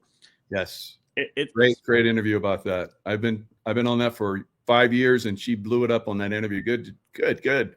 Right. And you go, and zeolites and silica and how that basically takes that out of your body. God. And I've been working with Clino for 20 years, right? I've got I'll have to send it to you. I've got an interview I did with Mike Adams, the health ranger, 10 years ago. No, it was 9 years ago. It's on. Okay. It's funny when I go to YouTube, it comes up because it's my thing on YouTube. And I was listening to it last week because I'm like, I've got to listen to how terrible this interview was, because it was like when podcasting was kind of first starting, and I had just moved here to Nashville. I can remember I was in the hotel I was staying at. I was sitting on the bed, and I can remember talking with Mike, because Mike is one that he does his research, he does all his testing, and he will bash the hell out of things that don't line up. And I can remember when we finally got to talk on the phone, I'm like, dude, let's just record this right now. I'm here. He's like, well, one rule, we can't attack one another personally. I'm like, shit, I have no reason to. We're probably going to agree on a bunch of stuff. But he's a good dude. I like him. He's a really good dude. And I think the important part in this is I had a good interview with him. Yeah, he was fun. The cream rises to the top, but success leaves clues. And if you have people in social media that are like, oh my God, I'm saying these things so I can get clicks and I can hear stuff, but you hadn't been doing what you're doing now 10 years ago or 20 years ago. Shut up and get out of the way. Right? Because you can identify those people and know that they're not here for the right reason. Right. If you go back 2 to 3 years, like you did some of these tours, you got to see the bullshit, all of these all of these different tours that were going on and these revivalist approaches for Maha and Mega. And now you realize that most of the people doing that were full of shit. Right. Yeah. And you start to see the bickering because all they want is exposure to be like, oh, I'm special. Put me in front of the limelight. I want to do this. I want to make my money. That's not what it's about. It's not what it's ever been about. It's about people. delivering, doing something for humanity. Yes. And that's what we're talking about right here. If you're not helping humanity wake up, if you're not helping humanity survive, which you guys not only surviving but thriving, you're not in the game. You're just part of the noise. And there's so many people like you just described are out there like that. Now the machine is all about deception. It's all about frequency. And I love that Dr. Christina Rom talked about that, healing frequencies. So you can find those from natural ingredients, which you guys have done, and you put them in the Trinity pack and the clean slate and the Zero In. God, I love Zero In. Best products, and everyone should have Zero In. How many are you taking? Are you taking 2 or 3 at a time? I only take 2 unless I really want to go big time. So when I'm playing golf, I'll take 4 before the round because golf is such a mental game, and I'll take 2 more, usually 2 more around the 8th hole. And I don't get to play golf. I don't get to play a lot of golf. But I love to play because of just the mental focus and the challenge of it. And, you basically are your own reason you fail. But it's beyond mental. You're going into a zone, dude, when you take that stuff. That's the beautiful part of the recall of things that you've learned before and the access that you get to it. And you go, I'm supposed to do this. And I haven't swung a golf club in 6 months. And you can go out and be like, oh, yeah, I just need to do this and this. And I'm like, how come I haven't been doing that for the last 10 years? I learned it 20 years ago. You go, I just got to do this. And here's the thing. You hear people talk about SSRIs and you hear people talk about dopamine and you hear people talk about serotonin. And they're like, oh, well, you have a serotonin deficiency or, dopamine's great, but, you got to figure out how to make dopamine. That does both. And it feeds your gut what it needs to make dopamine so your brain can get what it wants when your intention wants it. That's the difference in bioscience engineering. But when you talk frequencies, here's the real key part that she learned in biotech because she's a quantum physicist and a nanobiotechnologist. Why is it that Viagra works differently than generic sildenafil? Is it the ingredient, or maybe is it things that they're doing in the production of those that's programming Viagra to be a little bit different? Do you think that they understand that frequencies and polarization and other mechanisms of energetics can have an influence on an ingredient? Mm-hmm. Here's what I'll tell you from having a wife who's been in this world. They know. And they've been doing that for a long time. And we can get into 432 versus 440 and how they've manipulated music and how we're going to be changing that part. We have really cool partners now. Wow. But the aspect of understanding, it's not just the ingredients, right? Because you can go shop and you can look up an ingredient. You can look up clinoptilolite, and there's all these liquid zeolite products, and I can break down every one of them for you on why most of them are bullshit, because I've been in this space for 20 years. I can go back to the work that I was able to do with Harvey Kaufman. Here's a crazy coincidence. This guy by the name of David Schmidt that has this company called LifeWave? Mm-hmm.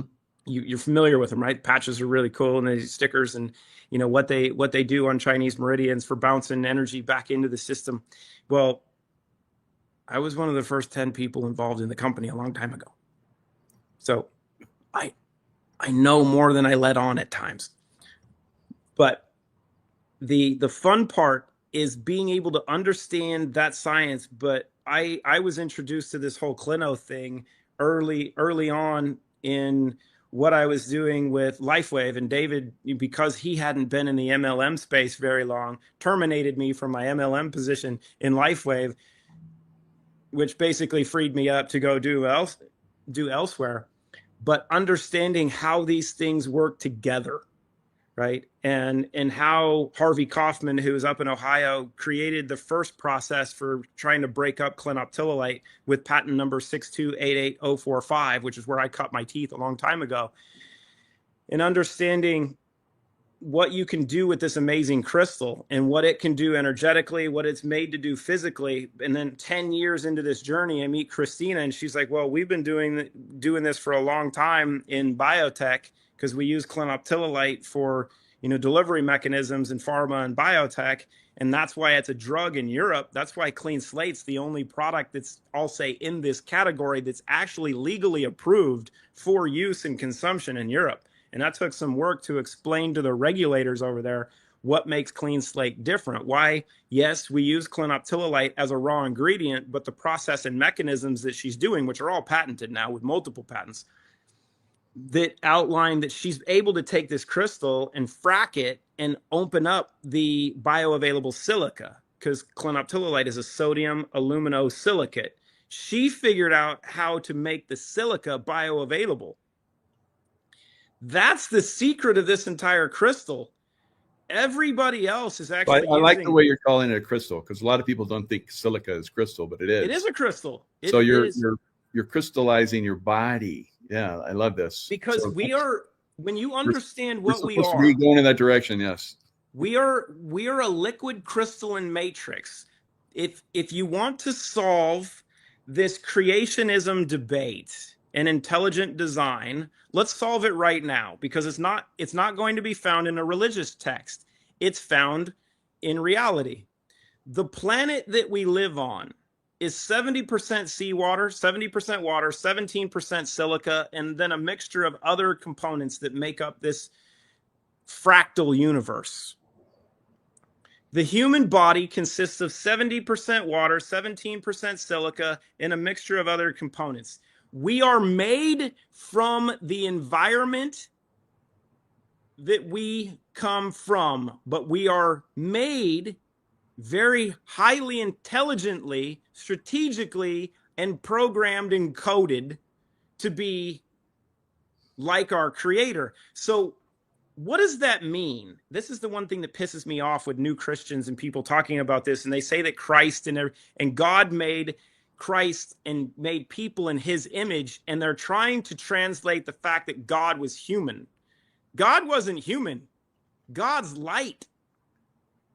And we know now, because we have the ability to look deep enough, that when you take cells and go deep enough into them with a microscope, you understand that there is one thing that makes us up: light. So the Creator created us in his image, light. You can't argue with that. It's published, it's proven. So if you understand that as a basis, and then you understand that the light bulb has been turned down so much that it's barely on. Mm-hmm. That if you start to clean up the bulb itself, because it's got this patina over it, so you can't even see that it's on because it's been poisoned. And maybe somebody's redirecting all the power that goes to that light bulb and siphoning it off to have other control in another area. But if you start to clean up the light bulb and you start to fix the fixture itself, and then you realize that once you start to do that, you can use other mechanisms and you start dialing it up a little bit and it gets brighter. And you're like, oh, wait a minute. There's more your light. Brain zero in. Yes. And so you got turmeric, pine bark, and velvet bean seed. So tell us how these are basically activating your neurons on a super. I mean, everyone that's into sports, everyone that shoots, everyone that drives high performance, everyone should be on that stuff. If you like, you have to qualify this. Yeah. If you like winning, you should use zero in. If you prefer mediocrity and don't use it and losing, don't touch this stuff. I agree completely. A BJJ guy that was just fighting in the championships on TV, and one of my new partnering ambassadors works with him. They're really close friends. They're actually business partners, and he's had zero in his hands. So he's like, hey, he's going to be on TV. He's the championship fight this weekend on Friday. It's going to be televised. And I'm like, good. And then I didn't get to watch it. And he's like, he lost in a decision. And I was like, oh, he didn't take zero in, did he? He's like, no. I'm like, yeah, that's why he lost. I'm like, why would you not do that? I've got world champions in karate that are like, I took a couple 0 in before my bout. I'm like, yeah, you won. He's like, yes. I'm like, did you see guys like flinch a little bit and you knew they were telegraphing a move, so you knew exactly what they were going to do, Oh, and yeah. you were able to adjust faster than they were doing? He's like, yeah, it felt euphoric and it almost The felt micro unfair. speed is impressive. Yeah. I'm like, that's dopamine, and there's your friend, and it's already banned substance free because you can see the little black icon on the top left that says BSCG. That's Banned Substances Control Group. That means BSCG is the world's leader in drug testing for any performance athlete and such. Oh, I have a special gift for you because she'll talk about this. Good. So you have the proof, but there's a. Are you ready? Go for it. Can you talk about my favorite product and what you did with it and why these 7 ingredients come together to be so dope? Which product? Oh, that would be 0 in. Hi there. I'm gonna step aside so you get the show. So what makes 0 Michael, in special? well, 0 in, first of all, hi, Michael. It's so good Hi. to see you. We Hi. had a great discussion about your 2 previous shows where you were talking about, all the stuff you've been through, and Yeah.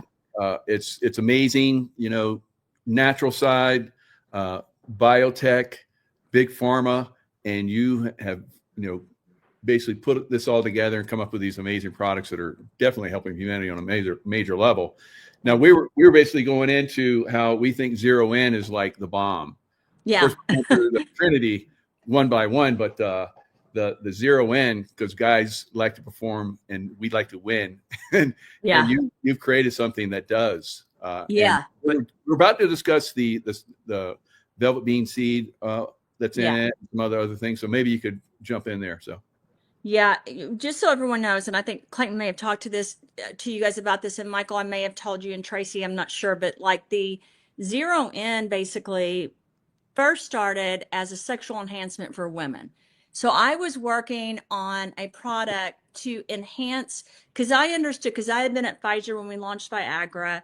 I was in an area business manager, then moved over to medical marketing. And then later in my career, as you know, I was in research and science and clinical stuff. But I literally never understood why they didn't do something for women. And one of the answers was because women are so emotional, and mental, and okay, Clay, and they really want to feel connected, right? It's not just a sexual experience; they want to feel connected. So I started working on an adaptogenic nootropic that could help women perform better, because I knew by helping neurotransmission with dopamine and serotonin and different areas that would help them also want to have sex. Because the problem with the antidepressants and the SSRIs or ADHD medicine or anxiety medicine is people don't know this, but long term, that impacts a lot of times your sexual lives, right?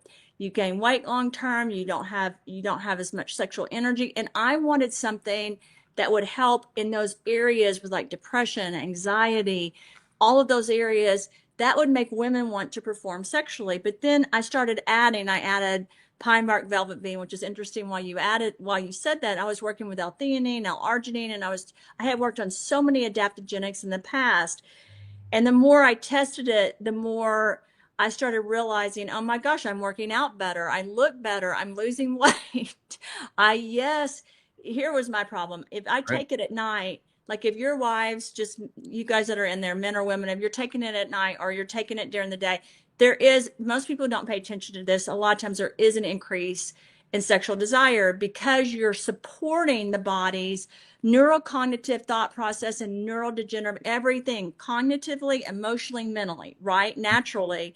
Right. But the great thing about it is that same it's not medications, it's a natural. I say medication. It's a natural product. It's all natural, but that same mechanism, those same pathways help you work out better, help you to stay focused. For me, it ended up being a lifesaver because if you think about this, we launched Root, one company, went to over 90. I've now worked with 92 governments, and it was a lot for me, right? So that one thing keeps me on focus, on target throughout the day. If I do not take zero in by 3 or 4 o'clock, I've lost my focus. And for me at this point in my life, I don't have that option. And a lot of people will say, well, Christina, you don't need to work so hard. You need to work smarter. I'm sorry. I'll be very honest. Let me tell everyone, and Michael Jaco will agree. I know, because I already know the man he is. I know my husband. You have to do both in life. You have to work smart, but most of us that have worked and are this age, I'll say my age, when you've gotten in your 50s, you've worked, to me, to do what I've done, I've had to work hard and smart, right?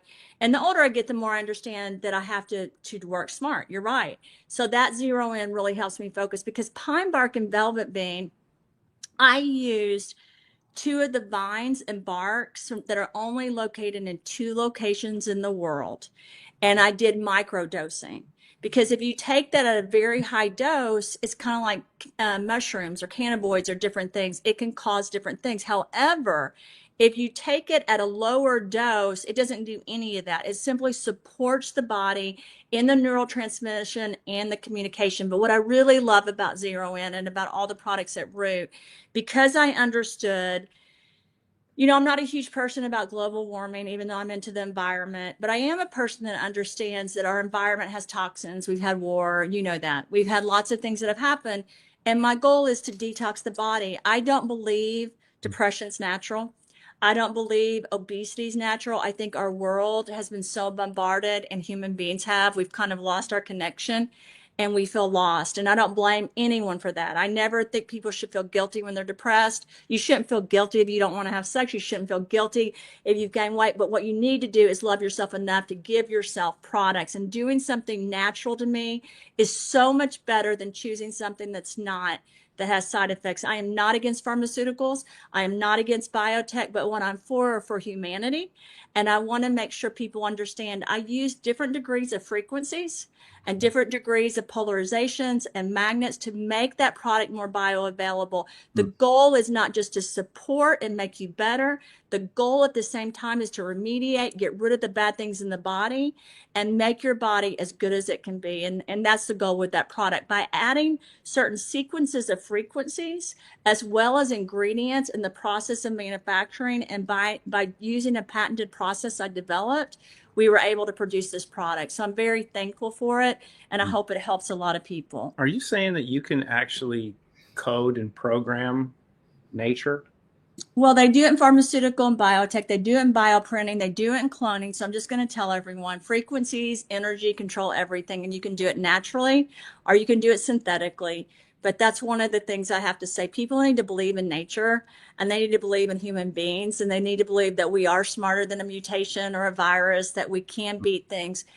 It's hard. All of us are experiencing so much pain in the world, and there's so much that we're going through. But this particular product for me has been a game changer, because what people haven't understood, Michael, which you probably do, is while the world's been going through that, so have we, right? Like our lives aren't perfect. We are seeing the rest of the world and what's happening. Mine's pretty good, though. It's pretty. I'm married to you. Thank you. Well, this is so, but what I think is so fantastic is we have these. And if you ask me, Christina, are you done? It's like saying to you, Michael, are you done? No, we're at the tip of this. We'll keep doing more and more to really help the world and help humanity. But I have to say, each person's going to react differently. Our DNA is connected, but we're all different and unique. And I'm just hoping people try it so they can see how it can impact their lives. And one last thing, mothers, if you have children, I don't tell people what to do with their children. I always say, use your gut instinct. You're sovereign, right? You own your body. Let's give people back who they are. Let's not take away who they are. Mothers, if you have children, you can't solve all the issues, and I know that, but this is a product that can help in different areas, support what they need to do with their lives. And being a mother of 4, I think that's really important. You have a patent you filed for on the addressing of issues with autism. Yeah. But also patents on. Must be psychic. I know you were talking about this in the last show, and I was about autism. We talked to her about remote viewing too, because you guys both do remote viewing. That's why she asked us to dinner. Oh. My daughter, Michael, I got to tell you this, he doesn't know, but we had a business dinner tonight, and I know we're doing this live, but that's okay. People can understand that you have a life and we have a life. Our daughter, who's getting ready to go to college, asked if we could go to dinner to talk about college. And so I have to leave by 6. Sorry. Where is she? She's at J. Alexander's. Okay, I just Anyway, over there. let's go to Clean Slate. nice. So, but you know how that is. It's my daughter. So I just, My favorite restaurant. Good one. yeah, you know, it's one of my favorites. We're doing a promotion for J. Alexander's. No, Clean Spirits for me, I would put that, and Clay knows this, in the hands of every person in the world if I could. No doubt. We have a new partner we're getting ready to work with that's huge in the entertainment business. He's such an amazing guy. And I told him that. I said, if I could help people just clean out the inside of their bodies, because the body doesn't clean out on its own. Naturally, it's supposed to, right? Your bladders, your kidneys, bladder, kidneys, pancreas, everything, right? It doesn't though, because we're at this tipping point. And it's kind of like if you're going into a war zone, right? And you're going to fight, you got to bring all the ammunition, all the tools you can. So you got to give the tools to the body. The body's got to detox, get rid of it. And Clean Slate truly, in my opinion, is a game changer for the world, because it's silent a lot of times. I say that, and then I meet someone that has autism or someone that has ADHD, and they tell me they do one drop, not dropper, but one drop of Clean Slate, and they feel differently. And that's because the body reacts when you detox. Sometimes it's silent. Sometimes you have more energy. Sometimes you break out in a rash. Sometimes you do different things. But I've said this my entire scientific career, detox is backwards in this world. When you do things to detox, the problem has been historically, which is why some countries won't even let you say the name, like Germany, is because people can detox and do chelation therapies and different things and hurt their body because you're stripping it. Right. So with Clean Slate, it was really important to me that I didn't just create a product that could help get rid of things, but that could support everything in the body, because your body is composed of water and silica, trace minerals, right? So if you look at that, it's embedded. And at first it was about 118. Then when I went down to 117, and then 87 different types of trace minerals. And then vitamins, vitamin C that I made in a different process. And yes, everyone, all vitamin C is not the same. It's just like saying there's 100 Mycos. Well, there's only one Michael Jaco, right? And I'm being honest. There's only one Michael Jaco. So Clean Slate is very different. It's really helping get rid of the things that shouldn't be there. Your microbiome is controlling this body. Your stomach, your GI, your heart, your brain, all share it. The viruses live in your microbiome. The parasites live there. The bacteria, the fungus, stress, anger, everything's impacting that. Clean Slate is going in and trying to rip that stuff apart, get rid of the stuff. And if you ask me, how does it do that? It's attaching to different things in the body energetically to rip them apart and pull them out. I never make claims about my products. I say constantly, these products are different. They're made with patented technology and different processes, but the overall goal simply needs to be each person. It doesn't even need to be about me or Clayton or you, Michael. If people try something and they don't like it, then look for something else. Because the one message I want for people to understand is Root is a community that talks about nutraceuticals and skincare and animal products, etc. But more than that, we should be for humanity. And that means we don't have the only products in the world. We don't have the only answers, but we are part of the solution. And that's why I think working with you, Michael, and Clay knows I ask about you all the time, because I think you're one of the pieces to the puzzle that really help people understand that we do need to work together for humanity. We do need to help each other. One last thing before I go, remote viewing. This is so funny. My banker, who's over all the banking accounts, we have 31 companies now over DRC or under DRC. And I got a text about telepathic communication and remote viewing. And she goes, I know you, and this is a, president of a bank. I know this sounds crazy, but do you believe in this? I said, 100%. I don't just believe in it. I know it's true. People can see things. People can talk between their cells. Some people have a gift because of the way they've been born and coded and how they think and their gifts, where they know things, right? They can either telepathically see it in a dream or in a vision or do remote viewing. And it's a gift. And for me, it's nothing to be ashamed of. It's something to celebrate that we actually have these human beings like you that can do that. And I have a little bit of that gift. And so I don't talk about it though, probably, my thing is you can do that, but if your pineal gland is clogged, if your body's toxic, you can't. And that's why these products I think are so important, not just for the United States, but for the world. But especially I say this for the United States because this is our country. We have a lot of work to do and we can do it together. But each person has to understand their mission is so important, and you've got to clean this pineal gland. And that was one of the major goals of Clean Slate. Wow. That's geez. I think you said more in that 10 minutes or however long you were talking than I've heard you speak anywhere else. That's fantastic. I don't say this very often, but I remember you and I miss you, and I always ask Clayton about you. He knows. I'm like, where's Michael Jaco? She knows your audience can actually comprehend what she's saying. They can. Yeah, that's beautiful. Yeah. So you went deep, you went fast. Both of you guys are amazing. Thanks so much. I know you got to get some. It's always like that, though. You guys are like fast. You know, everything's like comes in and you're like. That's the processing speed of the computer. It's been upgraded. Exactly. So if someone's having problems with that, you should get on 0 in. You just understand it a lot faster. You'll be able to do that. You can do podcasts on 1.5. Thank you. You look great, by the way, Michael. You do. Oh, thank you. I've been using a lot of your products, actually. The peptides. Clayton said, yeah. Let's see how you look after a few months of using it. And I think it's working pretty good. Yeah. So hit on Sculpt and Crush a little bit, and then we got to go. Okay. Just be brief. I just can't let Merritt down again. So Sculpt and Crush were so important because it's blocking the sugar and the carbs. People think I made Sculpt to lose weight, and it's true. I was speaking at the World Economic Forum. I think you and I both know that situation. But anyway, you have to have good speakers up there as well. You got to have us speaking, and so. It's a crisis. It's an international crisis, obesity and diabetes. And like I said earlier, I don't blame anyone for being overweight. A lot of people will say they're overweight, so that's their fault. Here's my answer.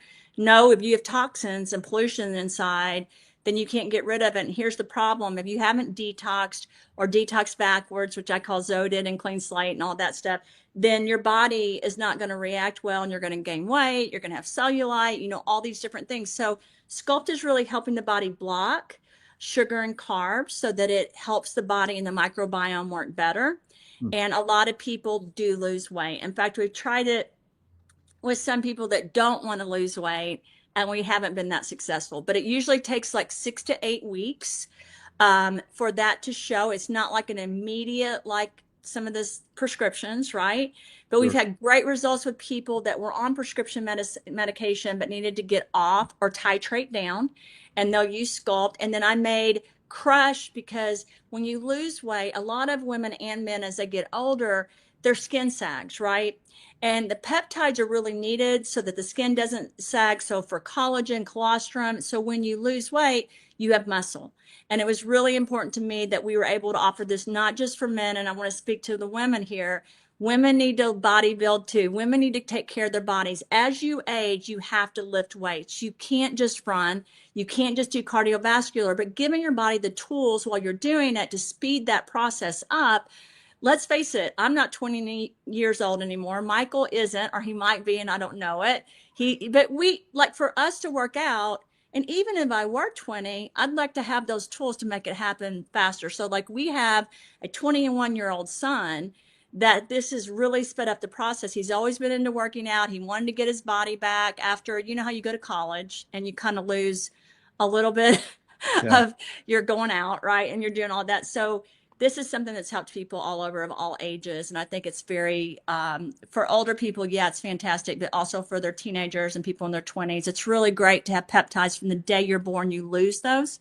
You got to get them back into the system. I don't like my skin to sag. I want everything to look good. And so for me, those two products go together. I don't take Sculpt every day, just so you know, but I take it on most days. And if you ask me why I don't take it every day, I don't need to lose more weight. And I need to, I'm focused right now on really making sure that I'm working out and that I'm getting in better shape, because that'll till the day I die, right? That's going to be one of my focuses. So those two products, though, for people that really do care about how their body feels, how they look, are extremely important. She put Justin Timberlake in a bottle. She's bringing sexy back. Definitely. Yeah, everybody's like, there's no way you're like, in your 50s. They claim you're like 29. So, yeah, good job. Your products, obviously, you use your products, and both of you Look fantastic. Great couple. Helping humanity on a massive level. So thanks so much. It's a collective thing. You're involved in that, the whole community, and I think that's the important part of the value of sharing. But we Everyone got dinner with the youngin. Yeah, benefits on a massive level. All right, guys. Lots of Thank love to you, you, and Michael. lots of love to everybody that watched. Good luck with these products. Get on them. If you're not on them, Thank you. if you've been off them for a little bit, get back. It's great. All right, we'll see you guys next time. Thanks. Konnichiwa, my friends. Thank you, Konnichiwa. Michael. Hello, everyone. It's Michael Jaco with Unleashing Intuition Secrets. So the pirates, the deep state, they have, been very successful over a long period of time, and their days are numbered now. It's coming to an end. So I wore this hat in regard to them. Surrender the booty. All right. So the pirates, they don't like to just, take things. They like to destroy. They like to control, manipulate, and surrendering the booty is not something that we're up to anymore. We're not going to surrender the booty anymore. Although there's a lot of people that are, probably mentally compromised, which we're going to talk about. But let's start with Russia. All right, World War II. So a lot of people thought that we won World War II. Of course, there were other factors that were happening in World War I and World War II. And those factors are basically giving the deep state the complete control of the world, and that was their ultimate goal. So surrendering the booty, right? They wanted it. They wanted it all. Unfortunately, we're onto their little game, and as of now, they're losing massively on every scale. They've already lost on certain timelines, right? But we're going to look at some of the things that happened in the past. It gives us some ideas that were suppressed from Major Jordan's diaries. So this is actually a book you can get online. Overview. Major Jordan was the expediter for Lend-Lease shipments to the Soviet Union from 1942 to 1942. He became alarmed at the movement of documents, materials, and personnel between the U.S. and the Soviet Union and began a diary to record what he observed. So he was actually, he claimed he was not a professional soldier. He volunteered for World War I and World War II. And, he was doing this, moving this stuff. This is what his book documents, that the United States gave the USSR the atomic bomb, including uranium and the other materials and classified scientific documents needed, even a blueprint of the Manhattan Project. So that top secret Manhattan Project that American taxpayers spent, probably hundreds of millions of dollars, and that was like hundreds of billions of dollars in today's money, building very secretively. It wasn't until decades later that anybody even found out about Manhattan Project, and it was being developed in the Tennessee Hills. All right, so military secrets, equipment, vehicles, aircraft, ships, weaponry, and trading.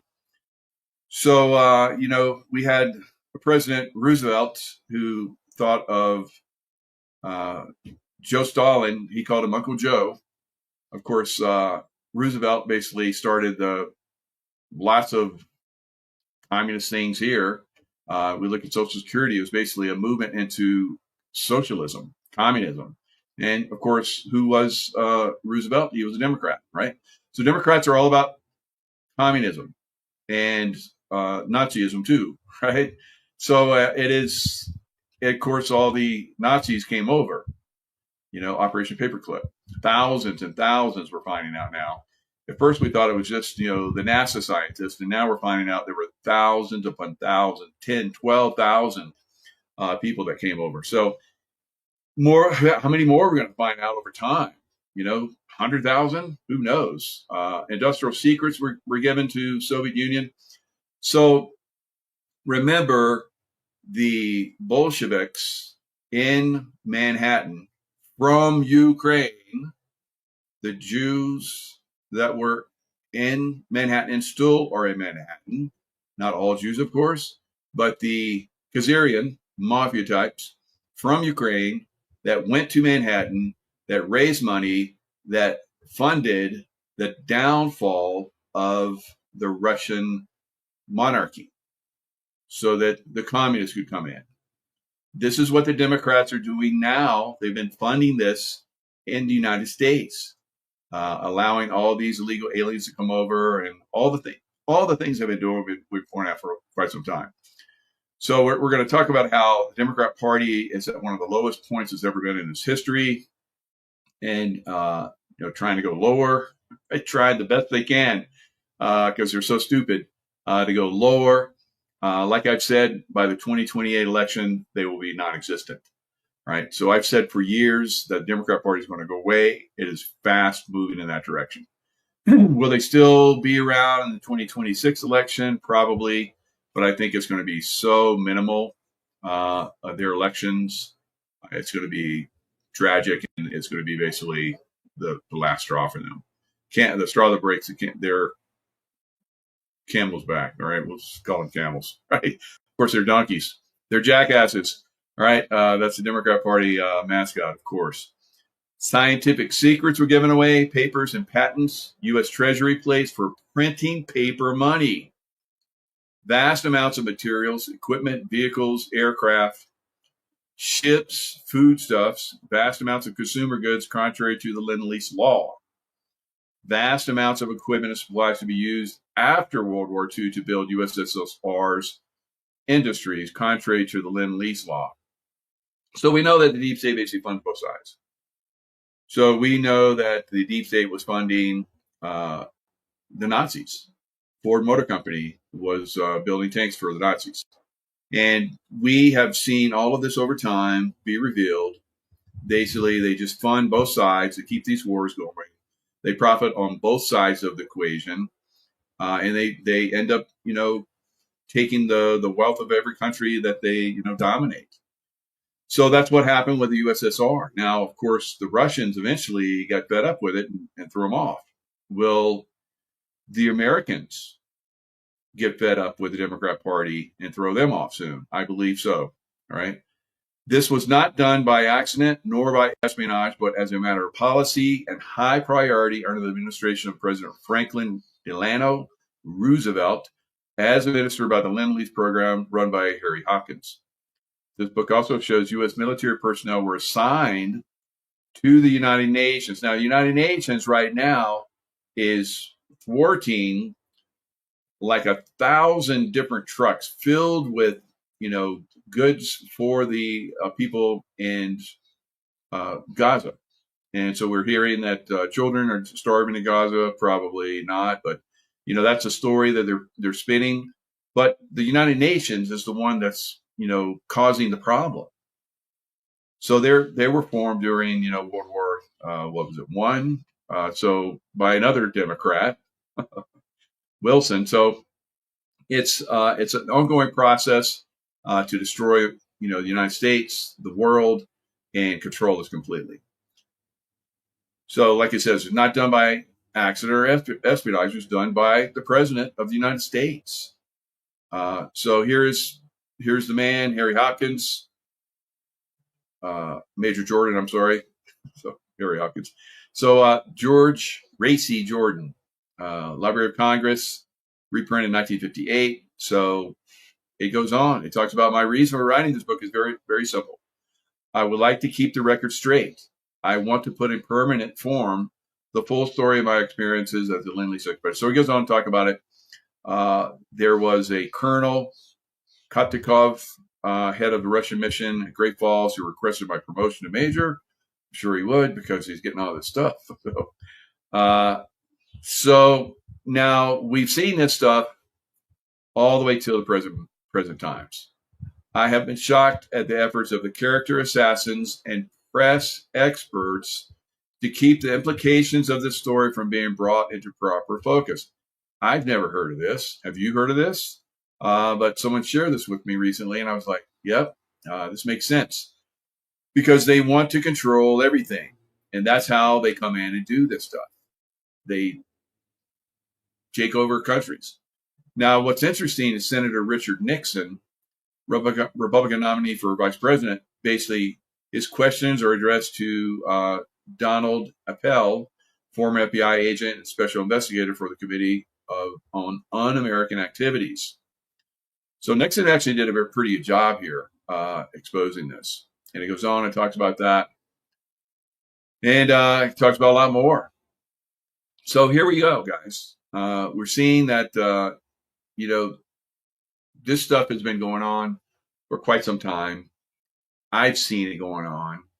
I wasn't in a position to basically, call it out. I am now, of course. I am in a position to call it out now, but I've seen this stuff going on behind the scenes. I've seen the manipulators behind the scenes manipulating things. It's very, very, Nixon ran paperclip. Nixon was seriously maligned. So now Nixon trained Trump. So I don't know that Nixon was maligned. So maybe you guys are, maybe you're right. Maybe you're not. I don't see it that way. I see that Nixon was, did he know about the JFK assassination going on? Yes. There was like 6 or 7 presidents that knew, that would eventually be presidents that knew about the JFK's assassination that was coming before it came, right? So these guys are all tangled up in this stuff, all of them. And so if you make a comment, you probably, you throw a dart at the dartboard, you're going to hit some number, right? So eventually you're going to hit the bullseye. So yeah, you can throw darts at this thing and you're going to make out. It's going to lead to something. So a lot of these guys have done this. Now, Nixon, of course, was destroyed. Why was he destroyed? What happened? Was he trying to end the war? Yes, he was trying to end the Vietnam War. They didn't like that, so they did away with him. And so a lot of things. So yes, Nixon trained Trump, and Trump talks about that. And he gave him some good insights, like how things really are. So I think President Trump has been trained for quite some time. So if Nixon was training Trump and you like Trump, then you might want to reconsider Nixon's place in history, right? So let's look at, because Trump and team are taking down the Nazi, Democrat, liberal system all around the world, guys. All around the world. All around the world. And it is an ongoing process, of course. Many people don't see it. Many people don't understand it. There's a lot of people that have been mentally compromised and they just don't give a shit anymore. But those of us that still are involved, that still want to see this thing, resolve in the right way, we're going to stay involved. All right, so let's look at what's going on in Ukraine. Ukraine it's quite a little thing that's going on in Ukraine. So we have Zelensky. Remember, Zelensky came and talked to Trump, and Trump said, "You gotta stop fighting." And so Zelensky's like, "Screw that," and he went to Europe. He went to UK, and he said, "Trump wants me to stop fighting. How about you guys?" And they're like, "No, keep fighting," but they want to control him very much because they're the deep state. Right? Trump is not the deep state. So Trump gave him a lifeline. Will he eventually grab it? Or will he go down with the deep state ship like the Titanic? So, all right. So this is frontline combat. Ukraine presidential brigade soldier defects to Russia. This is happening on a more massive scale. Now, what's interesting about this soldier is he is saying that he is fighting for Ukraine on the side of Russia to destroy the Ukrainian army so that his people can be free. That's interesting that he takes that point of view, but he is part of a growing brigade that believes the same thing. So here he is. I'll give you a little piece of this. This is Patrick Lancaster. his site. You see, Can we say the same thing about the other guys in your battalion? So he's saying that he's free because Patrick is asking him. They have a little conversation that goes on for about 4 minutes. So I'm giving you basically the gist of it. He was captured. They told him, I think it was in Avdiivka, and the Russians were doing their pincer movements like I've been talking about. And he was told with his brigade to stay and fight, and that they were going to be relieved within a few days by Marines that were being trained for their relief. And they never came. And so they saw the way these were. So he talks about how who would have benefited from my fighting to the death? Would my mother be proud of me? No. Would the people of Ukraine be proud of me? No. So he and a lot of other men that are fighting in Ukraine, many in his battalion were forced placed. That means they were basically, you've seen probably some of the videos where they're snatched off the streets and forced to go fight in front. So a lot of them never liked it. Those that stay are the ones that didn't have the money to leave to go to America and Europe. By the millions, tens of millions of Ukrainians have fled this war state because they know that it's bad. Will they ever go back? If Trump has his way, they'll want to go back.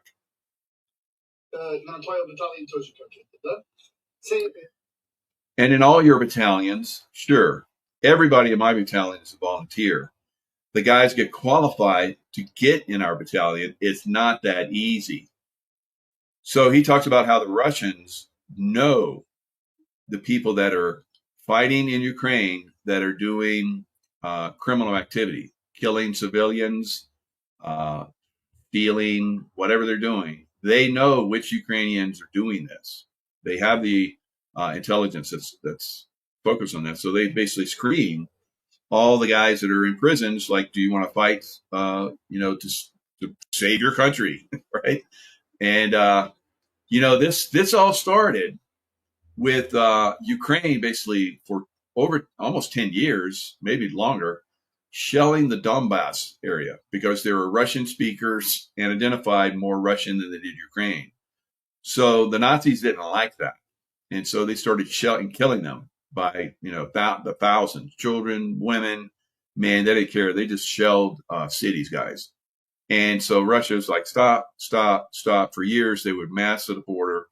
And of course, you guys know that I was like, this year, they're going to go in the day that the Olympics ends. And sure enough, they did. And they almost took the country. Now, I've been in combat in many occasions. The one time that I was in combat for the United States, so I've been in combat for a lot all over the place, was in Panama. So in that combat, we were told before the combat started that the Panamanian military would hand over to us. They would come to our side. So this is what the intel was telling us. Well, that did happen on a small level, but on a larger level, not so much. So it took all of our might, basically, U.S. military's might to be, and people died. SEALs died, Rangers died, helicopter pilots died. So a lot of people died because we were told mainly that it would be easy, that the Panamanians would just hand over to us. They wouldn't fight. That was a lie, or that was not good intel. Let's not call it a lie. So that's what happened with Russia. Russia was under the impression when they came into Ukraine, which did happen on a fairly large scale, and they almost took the whole country very quickly, that the Ukrainians would just, they weren't going to fight. Well, that's not what the Nazis thought. So the Nazi of Ukraine, dating back all the way to World War II, with the German Nazis, of course, are still there. And they started to overcome all the battalions and groups that were surrendering before they could surrender. So they were coming in and basically assassinating and killing and then taking over. So they stopped that out. So now it's turned into a protracted war thanks to NATO, thanks to the United States. It gave hundreds of billions of dollars to basically pay, foreigners to come and fight for Ukraine, and all of the weapon systems and ammunition and so forth that NATO, all the way from Australia was given. They were piling tanks and stuff on ships and sending them to Ukraine. Unbelievable. So it is the Nazis, the deep state, all around the world basically put everything they had into fighting Russia. Now, just like I showed you, Russia was set up, or at least the Soviet Union, that had been taken over by the deep state, had been set up to basically have all of this equipment, material, so that they could fight the Nazis and win. And the Nazis would go to where? Antarctica, right? So they had a base down there. Of course, we sent ships down there, and they got hammered. The reptilian Draco basically had helped them out and gave them high tech information, and so they sent the fleet that went down there to take over down there. They sent them packing, and then they sent flying saucers over the White House, and they landed and put German Nazi troops in. And they basically said, this is the way things are going to go.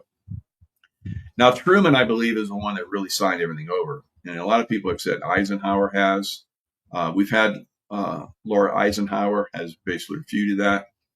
And I think it was Truman, a Democrat, that basically gave up, America to the Nazis. All right. So this is where we're pushing all of that back. This is where we're winning. So we're winning in Ukraine on both sides, right? The Ukrainians are ready to turn for real. The Russians are taking out the Nazis, doing away with the army and so forth. The same thing is happening in Iran. So Iran, we have the former Shah's son that has basically, everybody's saying he's going to be there in a political realm, and we'll see how this transpires. So another thing, so Trump came in and hammered the heck out of their military, or their nuclear activity that was going on there. He even told them, say, I'm coming to bomb that nuclear stuff. You better get those people out of there. So bomb the hell out of it. None of their people were killed, destroyed their military activity, which the deep state had set up to help control the world with nukes that had been given to Iran by the hundreds from the former Soviet Union, the old deep state. So they transferred them to Iran. So the same thing happened with, Saddam Hussein sending military gear and stuff to Syria. Now Syria has been taken down. And so the U.S. conducts rare raid in Syria, killing a senior Islamic State leader. So we know that Trump said he was going to knock hell out of ISIS. So he's still doing it. There's still remnants of it. Syria, the current Syria, is backed by the U.S. guys. Israel is basically, I think, has been overtaken. The deep state part of it has been mostly overtaken by the White House.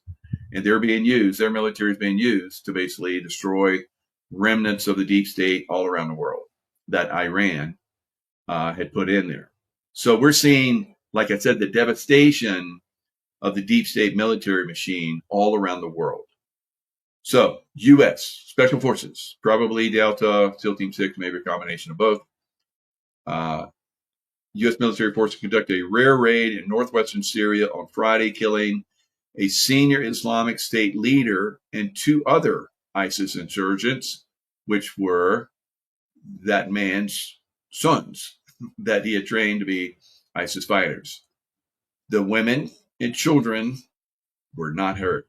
Good job, guys. Precision. Good job. I love it. Trained for that for so long, and that expertise is carried on. Good. In a statement, Central Command said the U.S. forces killed the leader, Hardani. What a name, right? Hardani. Hardani. Okay, Al Hardani, you dead. All right, that Hardani's no longer hard. Right. So, and his 2 adult sons in the Aleppo area. Right, Hardani gone, and his sons that were being groomed to be baddies also gone. So these ISIS individuals posed a threat to U.S. and coalition forces, as well as the new Syrian government. So it sounds like the Central Command, the United States, is behind the new Syrian government, right? So there were little problem areas, I guess, that they didn't have control of, where they had some people that were killing, different groups and so forth, and the Israelis came in and bombed them. So the Israelis, like I said, are being utilized to go after, because Israel is like one of the smallest countries in the world, yet it has been bombing everybody. Right? It's bombing the hell out of everybody in the Middle East that gets out of line. That the new White Hat Trump administration wants to get in line, right? And stop all the fighting. So this is where we're moving. We're moving to a whole world of white hatdom, right? And black hatdom is being taken down all around the world, guys, by President Trump. Very quietly, very surgically. And he's using proxies, of course, Israel, to do it. And when he needs to, he's going to have United States military forces, like we just saw a few days ago, go in and do raids, precision surgical strikes. All right. So one of the things, all this revelation that I and others are sharing is fantastical, right? As far as the new golden age, which Trump has talked about, we're moving into a golden age. So I have this one person that is very astute at mental health, and she sees things on a bigger scale.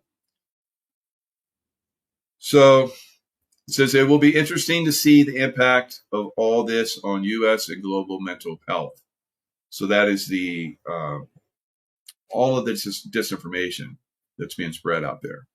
So take, for instance, Trump being like he was buds with Jeffrey Epstein. Stupid, right? Bullshit. So he was basically sent by the White Hats to basically go in and research him and find out about him. Do you see President Trump with any children? Do you see him with women, wives, and those wives having children that he takes very good care of? And he takes very good care of his wives. And his wives are beautiful, model-like, and very intelligent. Why would he and how would he, have affairs with children with Jeffrey Epstein, right?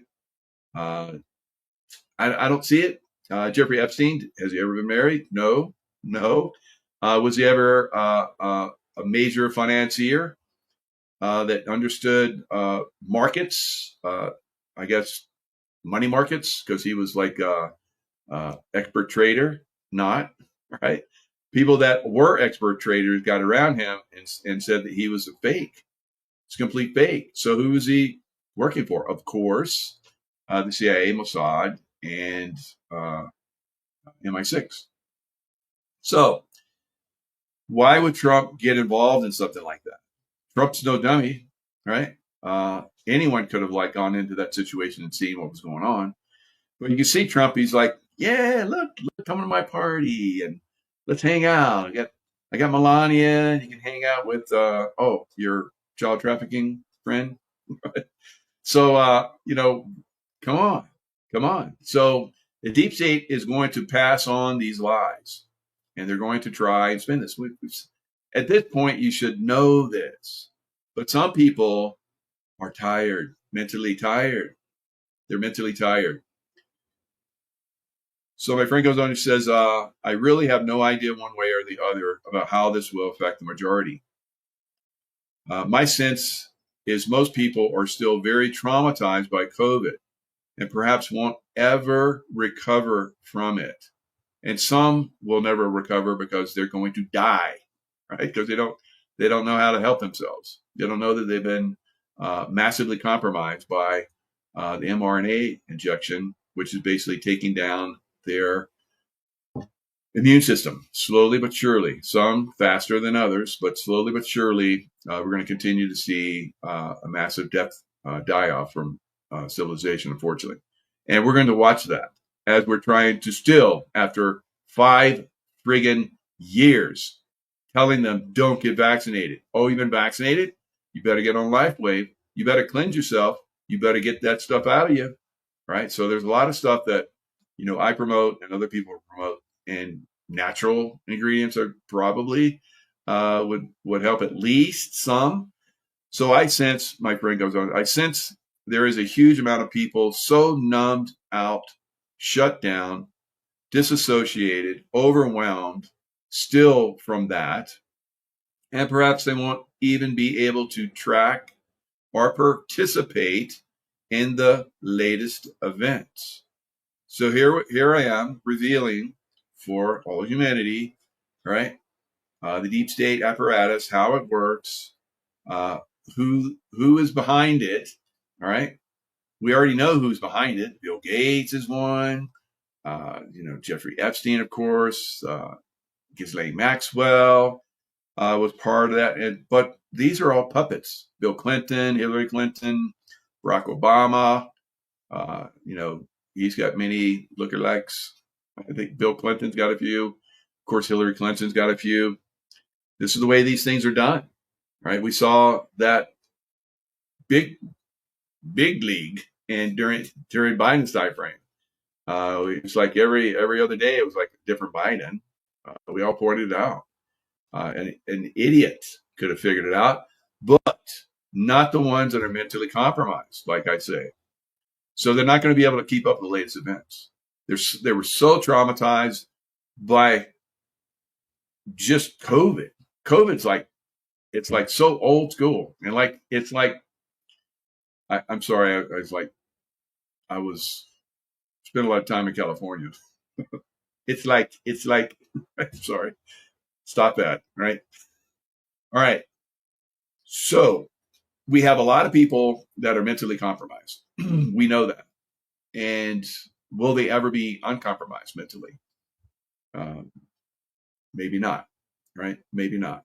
And they won't be able to go to the golden age because they can't keep up. They can't keep up. You have to be able to keep up with this stuff. Keep yourself informed so you stay out of the firing lines that are happening. All right, so we're going to talk about those. What did I tell you guys about big cities? Right, it's starting to get a little hectic out there in those big cities, and we're just getting started. All right. So she goes on to say, that's my concern right now. Can people even tolerate the next wave of information like I'm sharing right now? This is a wave of information. Every time I come on, it's a wave of information. All right, it's a new wave, and it's rising. It's coming in, and it's taking down another aspect of the deep state. It's revealing. There's light being shed. It keeps revealing. Do they have the mental, emotional, physical, and spiritual capacity to follow along? We know most people do not. All right, so I would like to think so. I would like to hope so, but we have to be realistic here. We have the best opportunity we have ever had to really embody a whole new earth. So good insights, but are we going to embody a whole? Does everybody get to come along? Hey, maybe even I won't come along. I don't know. Maybe I won't make the cut. So I'm trying to keep up, right? Trying to keep up and share with as many people as possible. But it is challenging, I see, for a lot of people. Now the views on this YouTube channel are growing by leaps and bounds. That's great. And the guests that are coming on are revealing tremendous information. Leo Zagami will be back on Thursday, if everything works out right. So sometimes I don't like to tell where my guests are coming on, because Leo Zagami seems to be pretty cool. They don't really attack him or have it yet, but who knows? He revealed massively on the last show I did with him about the Jesuits. He's like, "Oh, Michael, the Kazari Mafia, they are nothing compared to the Jesuits." And I was like, "Leo, oh my God, you kidding me?" Yellowstone's going to blow, right? But not massively, right? So everybody's concerned about Yellowstone, but it's not going to be super volcano thing. It's going to blow, but it's going to not be like devastating. It's not going to blow out 3 or 4 states, right? There's going to be volcanic activity in America.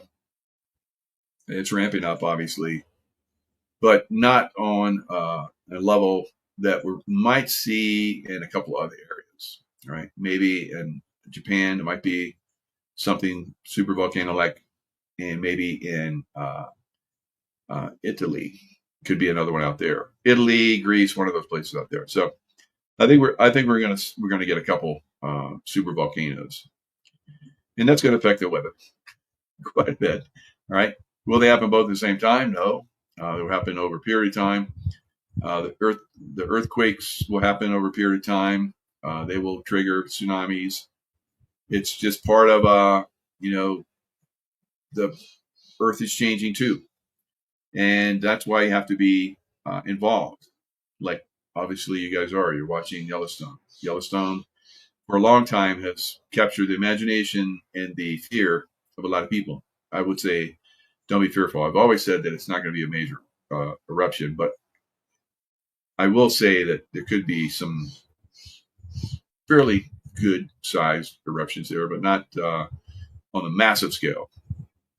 So there's many things. I've talked about these already as far as like the earth change stuff.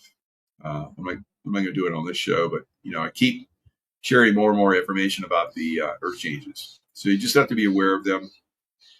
They're going to continue. So a shooter wearing a bulletproof vest and armed with a semi-automatic rifle shot at least 3 people in Manhattan on Sunday, including a New York Police Department officer. And I believe, from what I've heard, that that police officer has died. The shooting occurred about 6 p.m.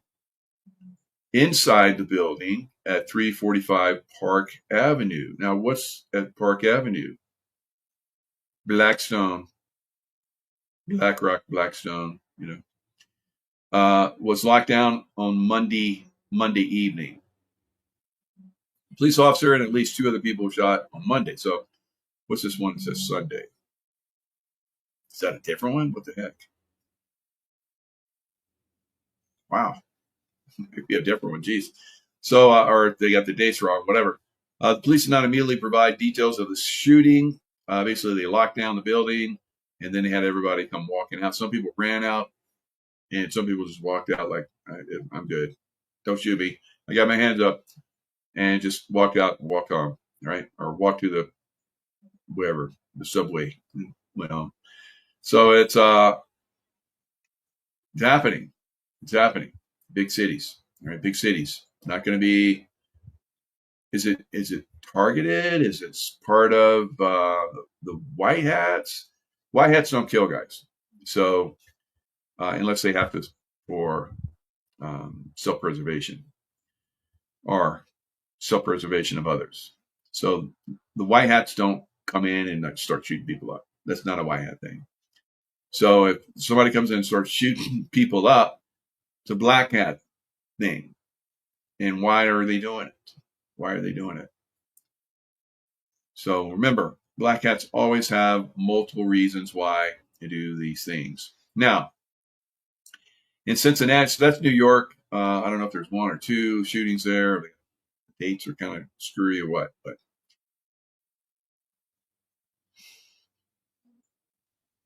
All right, so Jaco, the earthquakes and eruptions will ramp up as the asteroid gets a near miss. There's a Mr. split in half, remote view. You'll see. I'll look at it, Ernie. But just my feel right now is that asteroid's not going to have an impact like that. But maybe. It's very unusual. So I'll talk about the asteroid later, probably another show. All right, so sickening video shows woman knocked out cold, huge brawl in Cincinnati. So some kind of music festival, jazz festival or something was going on. And sounds like one group said racial slurs to the others. At least that's what's being said. And then a fight ensued. And a lot of white people got knocked out. All right, got beat on. So is this more of, the bad guys, trying to foment, hate and discontent, racial? They always try to do the racial thing because that's what they do, right? Democrats love that. They love racism. They love to, put people in a plantation. And they did that and tried to keep that during the Civil War, but it didn't work out so good. So now they do it with, cities that are safe for illegal aliens, sanctuary cities. So those are the new plantations, Democrat plantations. All right. So let's look at the sickening video. I mean, there's a beat down going on. Some of them are pretty bad. Knocking somebody out. It's not good. But here's this guy. He's been chased into the streets. He's being beat on, kicked.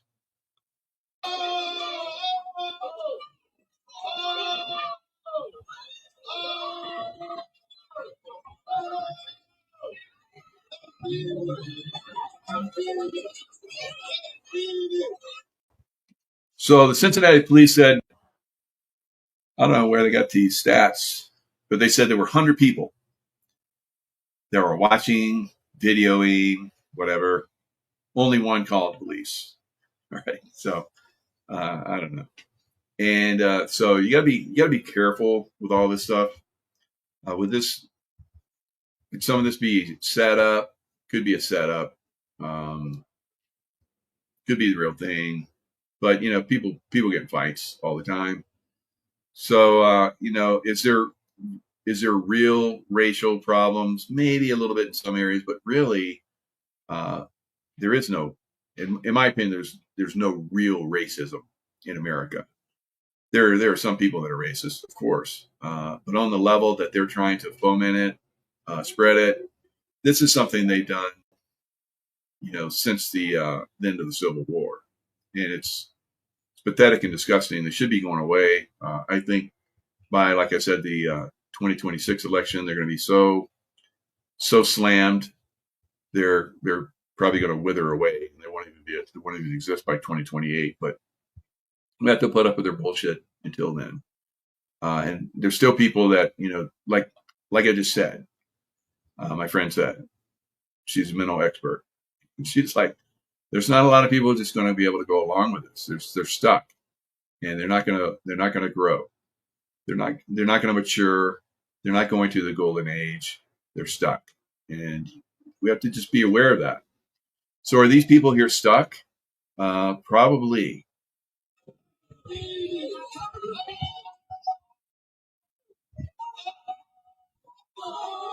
Now this guy is like, oh, he's there for all three of the little fights. So that's interesting. He just happens to be in the right spot. Same guy with his so seems maybe staged to me to a certain extent. But there have been people arrested. 5 people have been arrested. At least that's what we're being told. And we'll see.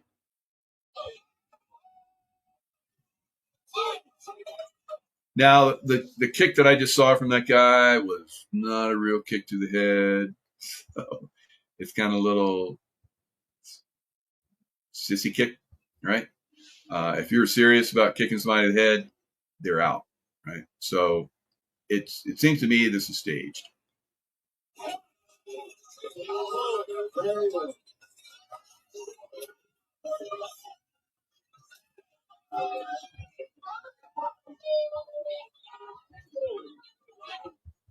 All right, so this woman tries to intervene.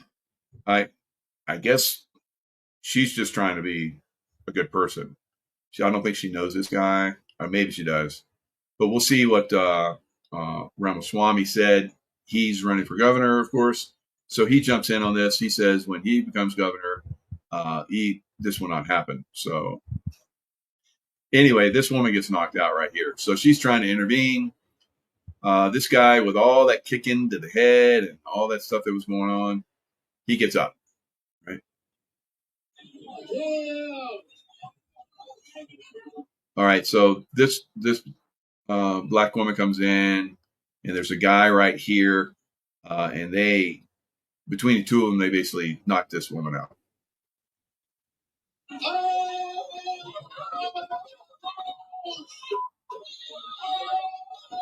All right, so she's bleeding. She looks like her eyes are still open. Looks like she's unconscious. Her eyes are still open. I've never seen anybody like that. Not that it doesn't happen, but it's crazy. She's bleeding from the nose. So again, all this stuff could be staged. So you just have to be observant of this. Don't get yourself hooked into anger or racism or anything like that. You're just like, well, these are a bunch of knuckleheads that are, fighting out there. And if they're really, causing this kind of mayhem, hopefully the law will really, come down on them. But this is kind of the stuff we're going to see. And this is not even that tip of the iceberg that's coming from big cities.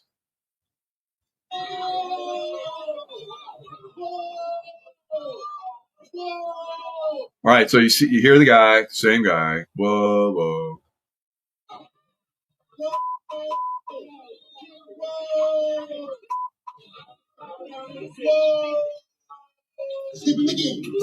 All right, so here's this guy. He's just walking around along and bam.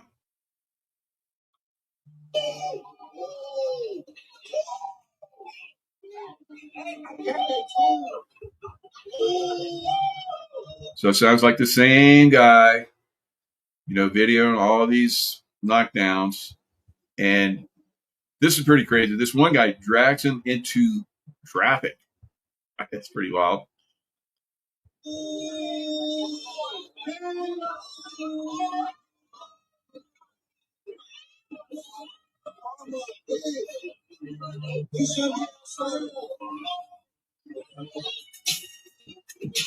All right, so get out of the big cities.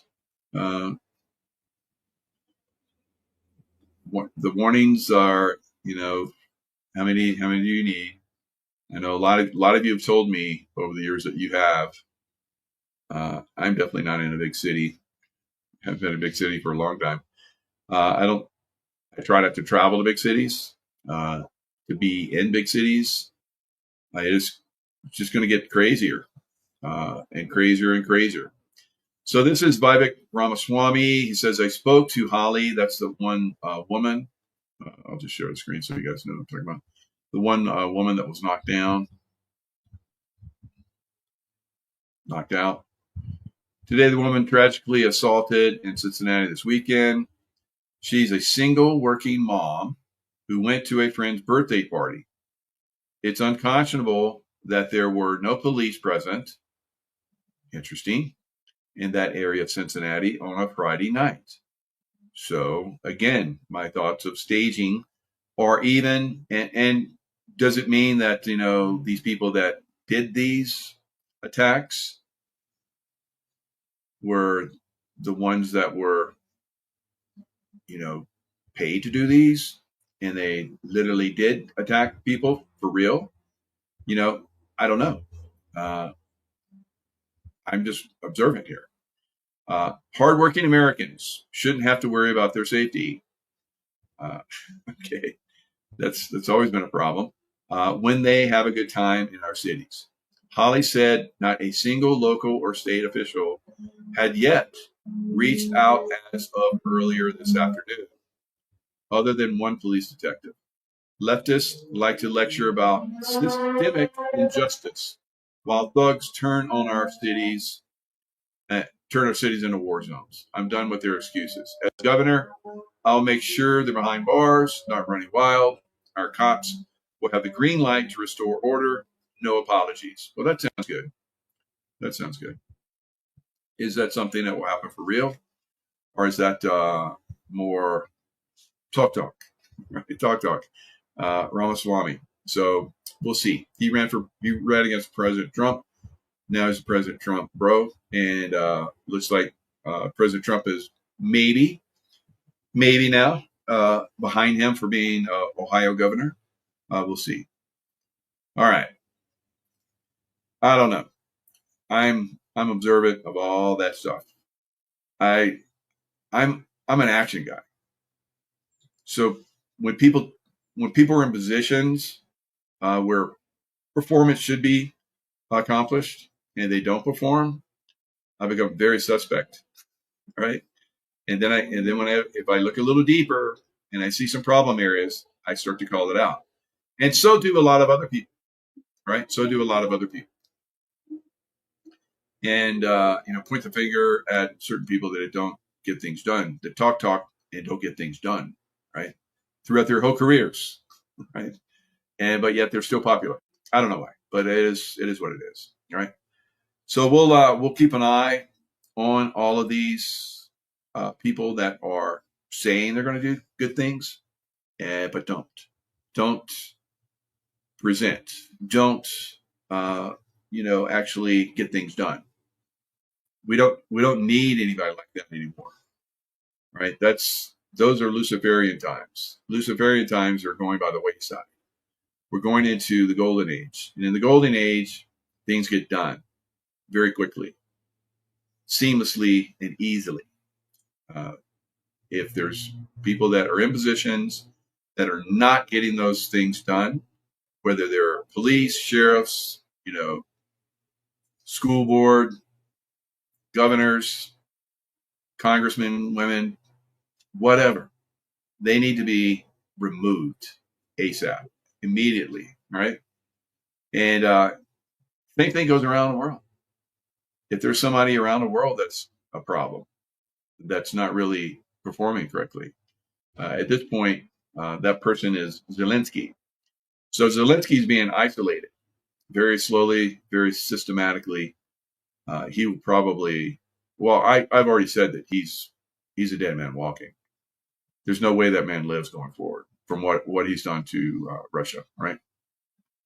He's been a deep state puppet, and Trump has given, like I said, threw him a lifeline. I'll stop this war. I help you stop it.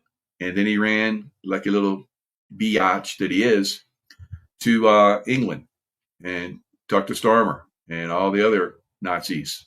And they were like, we'll help you. Screw Trump, right? Well, they're going to find out. They're going to find out. You don't mess with Trump, because Trump is basically has the entire white hat organization, and it's moving very quickly to eliminate all the deep state players, their activities, their money-making systems. They're losing money on a massive scale. Just in America alone, the amount of child trafficking that they were getting away with for 4 years has been completely eliminated. That was a massive money maker for them. And we'll see a lot more of those systems being shut down as we go forward. So another one is the mortgage fraud that we've talked about. So they came after President Trump for having mortgage fraud, but the Democrat Party and some Republicans are the ones that are really the ones that have been working that on the scale of trillions of dollars here in the United States and, of course, overseas. So that is being revealed, and we've had a lot of guests on that have been revealing it. So you guys that have been watching, paying attention, you're very well informed. If you're not mentally incapacitated at this point by all the trauma that's been going on, then you're going to see some amazing things. Those that are traumatized, they're not going to see anything. They don't know. They don't know. They don't care. They're already traumatized, like those people fighting in the streets, whatever. All right. And the people that will be fighting in the streets going forward on a probably a very significant scale coming up. All right. Eugenics. Yep. Self-eugenics. All right. All right, guys.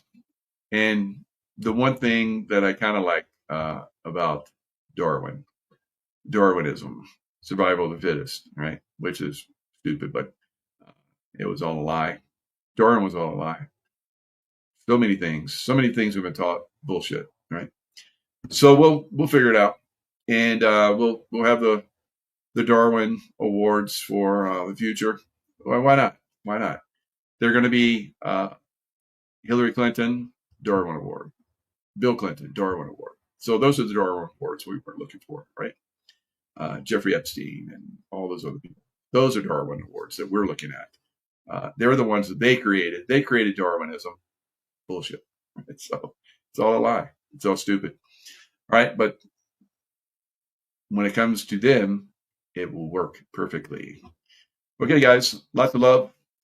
The Wakey Award. That will be a good one. So who is the most stupidest, right? The most Darwin-like and loser, and became awake and maybe even led people out of stupid, right? That will be the Wakey Award. And of course, we'll have dream cruises in the future, probably 10 years out or so. It's going to take a while, where we're celebrating, overcoming all this bullshit. And it'll be fun. A lot of us have been doing this for a long time. We'll have a break finally in about 10 years. I don't know. We'll see. All right, guys. Lots of love. Stay in love vibration. And we're winning. We're winning bigly. And we're going to keep winning bigly. And if you don't believe it, then you're probably compromised mentally, right? Cheers.